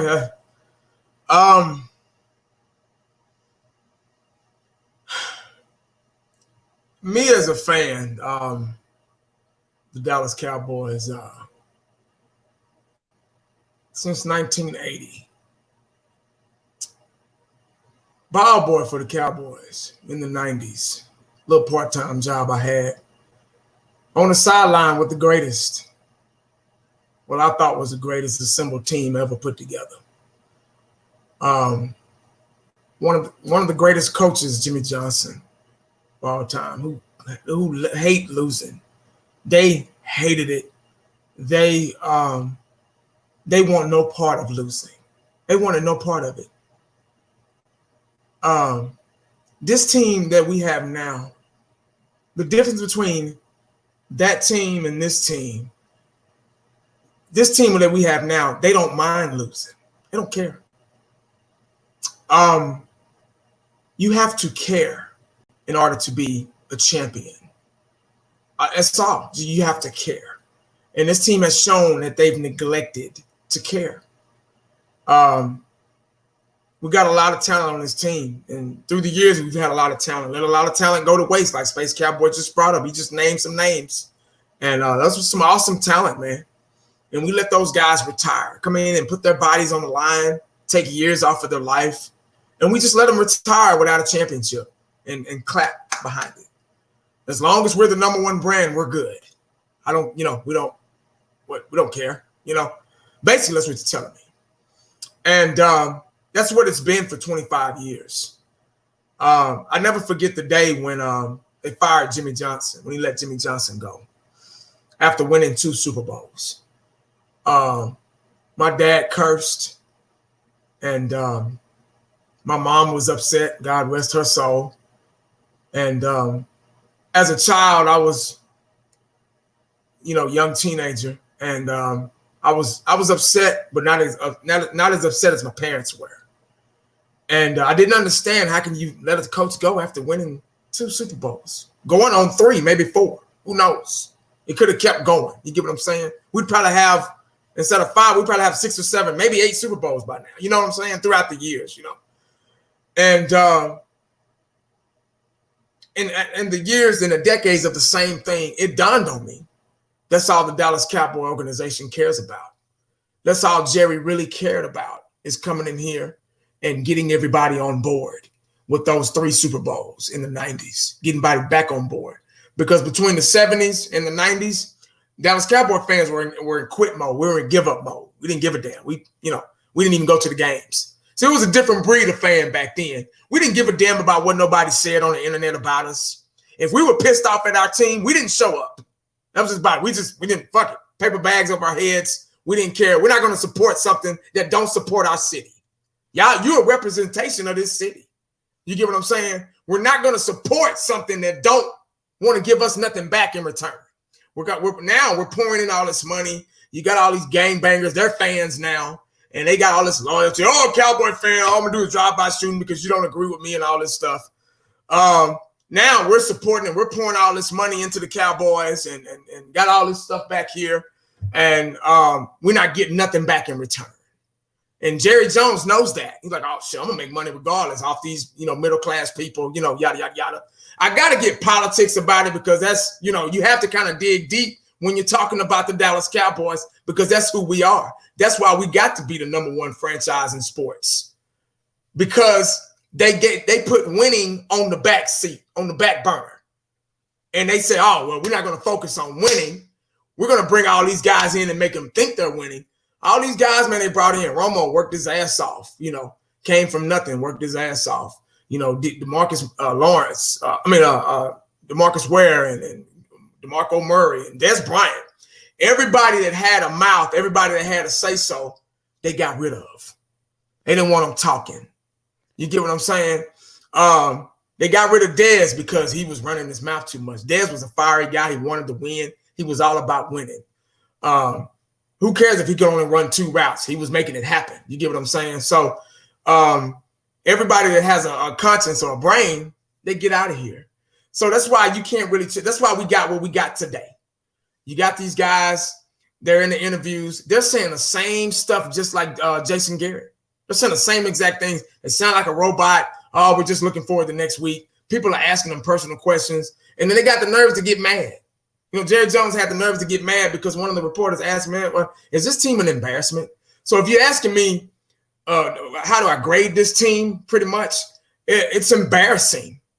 It really is. It's an embarrassment because we're the number one team. You got all the you got the turkey with all the trimmings, cranberry sauce, gravy, sweet potatoes, regular potatoes, macaroni and cheese, you know what I'm saying? Ham on the side, honey glazed ham on the side, you got your root beer or your Sprite or whatever on the side. And you lift it up and it's trash underneath it. You get what I'm saying? So it's a facade. It's a facade that we've been baited into all these years. And to make a long story short, if I know it's probably too late. Y'all know me, I run my mouth too damn much. But this is what this is the kind of monster Jerry has created for us. And we don't know when it's going to turn around. We don't know. And we have no clue. We don't know if they're going to even hire a coach next year. Jason Garrett might come back. We don't know. Man, we could speculate, Garrett's out of here. He might. I'm pretty sure he is. You know what I'm saying? I'm just kind of exaggerating a little bit. But with Jerry Jones at the helm, we can never trust this team we got, regardless on how much good talent we got. We can never be trustworthy of this team because of Jerry Jones, because I don't know why a billionaire wants so much credit. I don't know. You're one of the richest men in America. How much more credit do you need? You're in a Hall of Fame for no reason. You get what I'm saying? You got 3 Super Bowl. You got 5, but you only witnessed 3, with Jimmy Johnson and Barry Switzer, which was Jimmy Johnson's team. But, that's it, man. It's total embarrassment. It's an embarrassment. And I don't know if it can be fixed, if it's going to be fixed, or even if they're trying to fix it. They're trying to run this team off of like a used car lot, and it's sad, man. But that's just what we got to deal with when we're a Cowboy fan. That's why I say Cowboy fans is the toughest job to have. But that's all I got, man. I'm sorry if I ran my mouth too long. That's cool, bro. My Cowboys family, man, last words and give them your channel and stuff, brother. Yeah, man. Hey, just appreciate being on Freaky Friday, man. The 1K above. I know you're rolling, man. It's congrats to you, DJ, Fifth Quarter Cowboys, this channel. Appreciate being on this great panel with the OGs. And, of course, 1980. All you guys, DCFN, Space Cowboy, Fifth Quarter. Thank you, guys, man. It was another hot one today here. And you can find us on YouTube, My Cowboys Family. You can find us Twitter at My Cowboys Family. You can find all those places, My Cowboys Family. You can subscribe to everybody here in this panel, guys, in the chat. Hit that like for the stream. And never forget, guys, what unites. You guys are talking about all these different things about the Cowboys, and like decisions, like the 1980 said, people get mad because they disagree with opinions. What's funny? Like we say in our channel, it's It's always a star above everything. Because even if you don't want Dak here, I know you want to win the Super Bowl. You know what I mean? Even if you want Garrett here, I know you still want to win a Super Bowl if you want the Cowboys to succeed. So in the end, even if we have different routes to get there, all of us are about that star over everything, minus the trolls, like the East Side Harolds and the Billy Boobs. But yeah, it's as long as we keep that focus, I think that the fan base will be all right. So we'll be all right. And I agree. Stop giving money to Jerry Jones. That's what keeps paying Garrett's money. He gets paid based on what Jerry Jones can. He's making a big profit. I'm saying the more he makes, the more he's willing to stay in his ways. So if nothing's going to change, then he'll just keep leaving those guys that are his buddies in there. So yeah, guys, again, appreciate it. And never forget that navy blue, that silver too. That's a star over everything. Number one thing, guys. Go Cowboys! Woo! There's my Cowboys fan right there, man. Make sure y'all subscribe to them. Dallas Cowboys Football News. Last words. Channel, bro. Oh, last words, man. No, this was awesome to have the OG panel back. I mean, fifth quarter Cowboys doing what it do 24/7, 365. My Cowboys family streaming every day. The biggest family on YouTube. Space Cowboys 17, the rocket scientist in disguise. Talking Cowboys, he should be building rockets and figuring out what the hell 3.14 pi is and shit. And of course, we got the legend. When he talks, it's all ears. Dallas Cowboy fan 1980, the goat of goats on YouTube, and it was a good. It wasn't your typical Freaky Friday. I'll call this a round table, the round table reunion. Dallas Cowboy Football News on YouTube, Dallas Cowboy Football News on Facebook, DCF News 1 on Twitter, The Frisco Report on Podbean, iTunes, and Spotify. And if y'all mad enough to talk X's and O's, some of y'all did it, but some of y'all ain't doing it. So I'm going to tell you again, if you're mad enough to talk X's and O's, slide in my DMs like a hoe. Yeah, man. Football news right there, bro. This Cowboy 17, man. Give me your ass thoughts about it.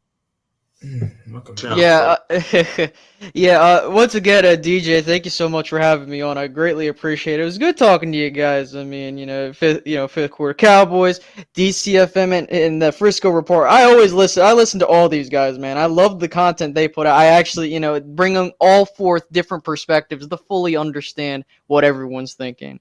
My Cowboys family doing their streams and stuff like that, keeping people interacted in 1980, always having the power and bringing it to the YouTube community. Always definitely enjoy watching you. I still do.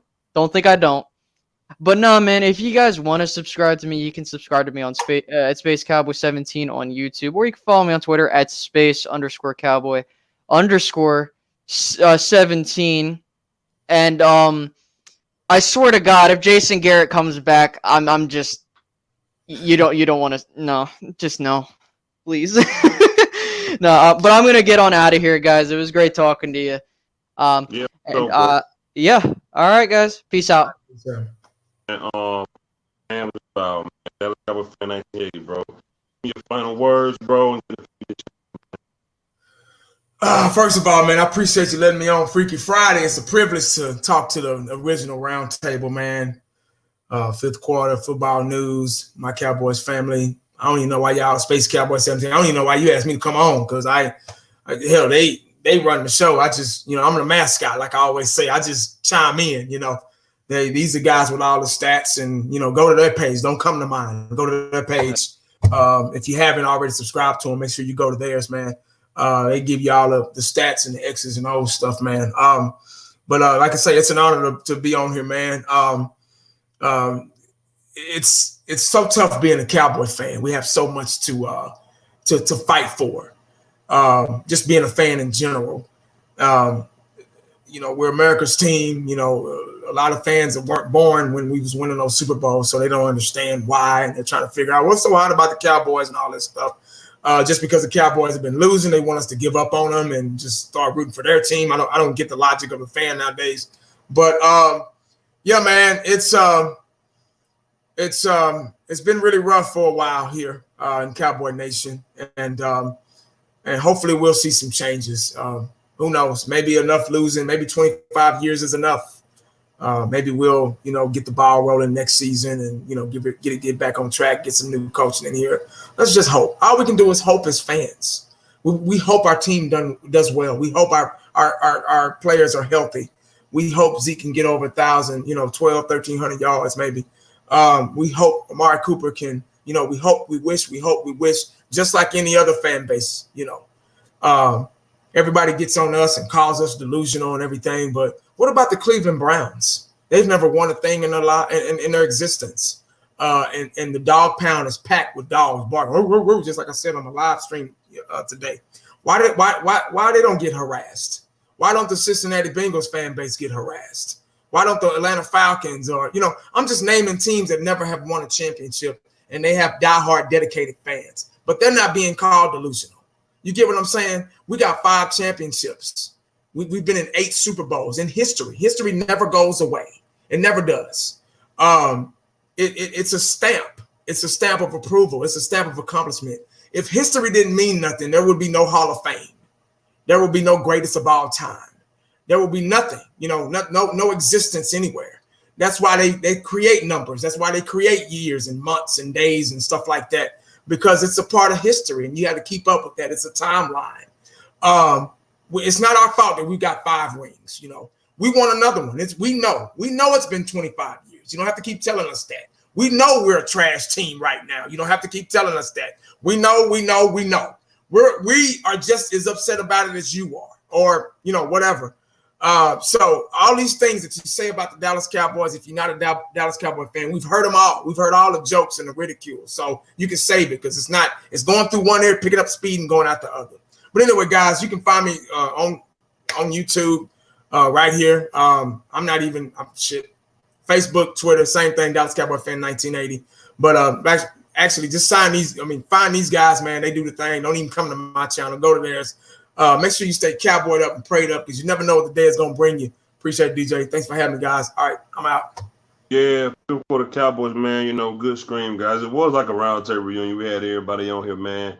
We're going to get out of here. Don't forget to watch my Cowboy family because they will be going live tonight. So appreciate everybody for coming through, man. We're going to finish the season off and just keep our fingers crossed that things start to get better for the Dallas Cowboys, man. Appreciate everybody. Peace. We out.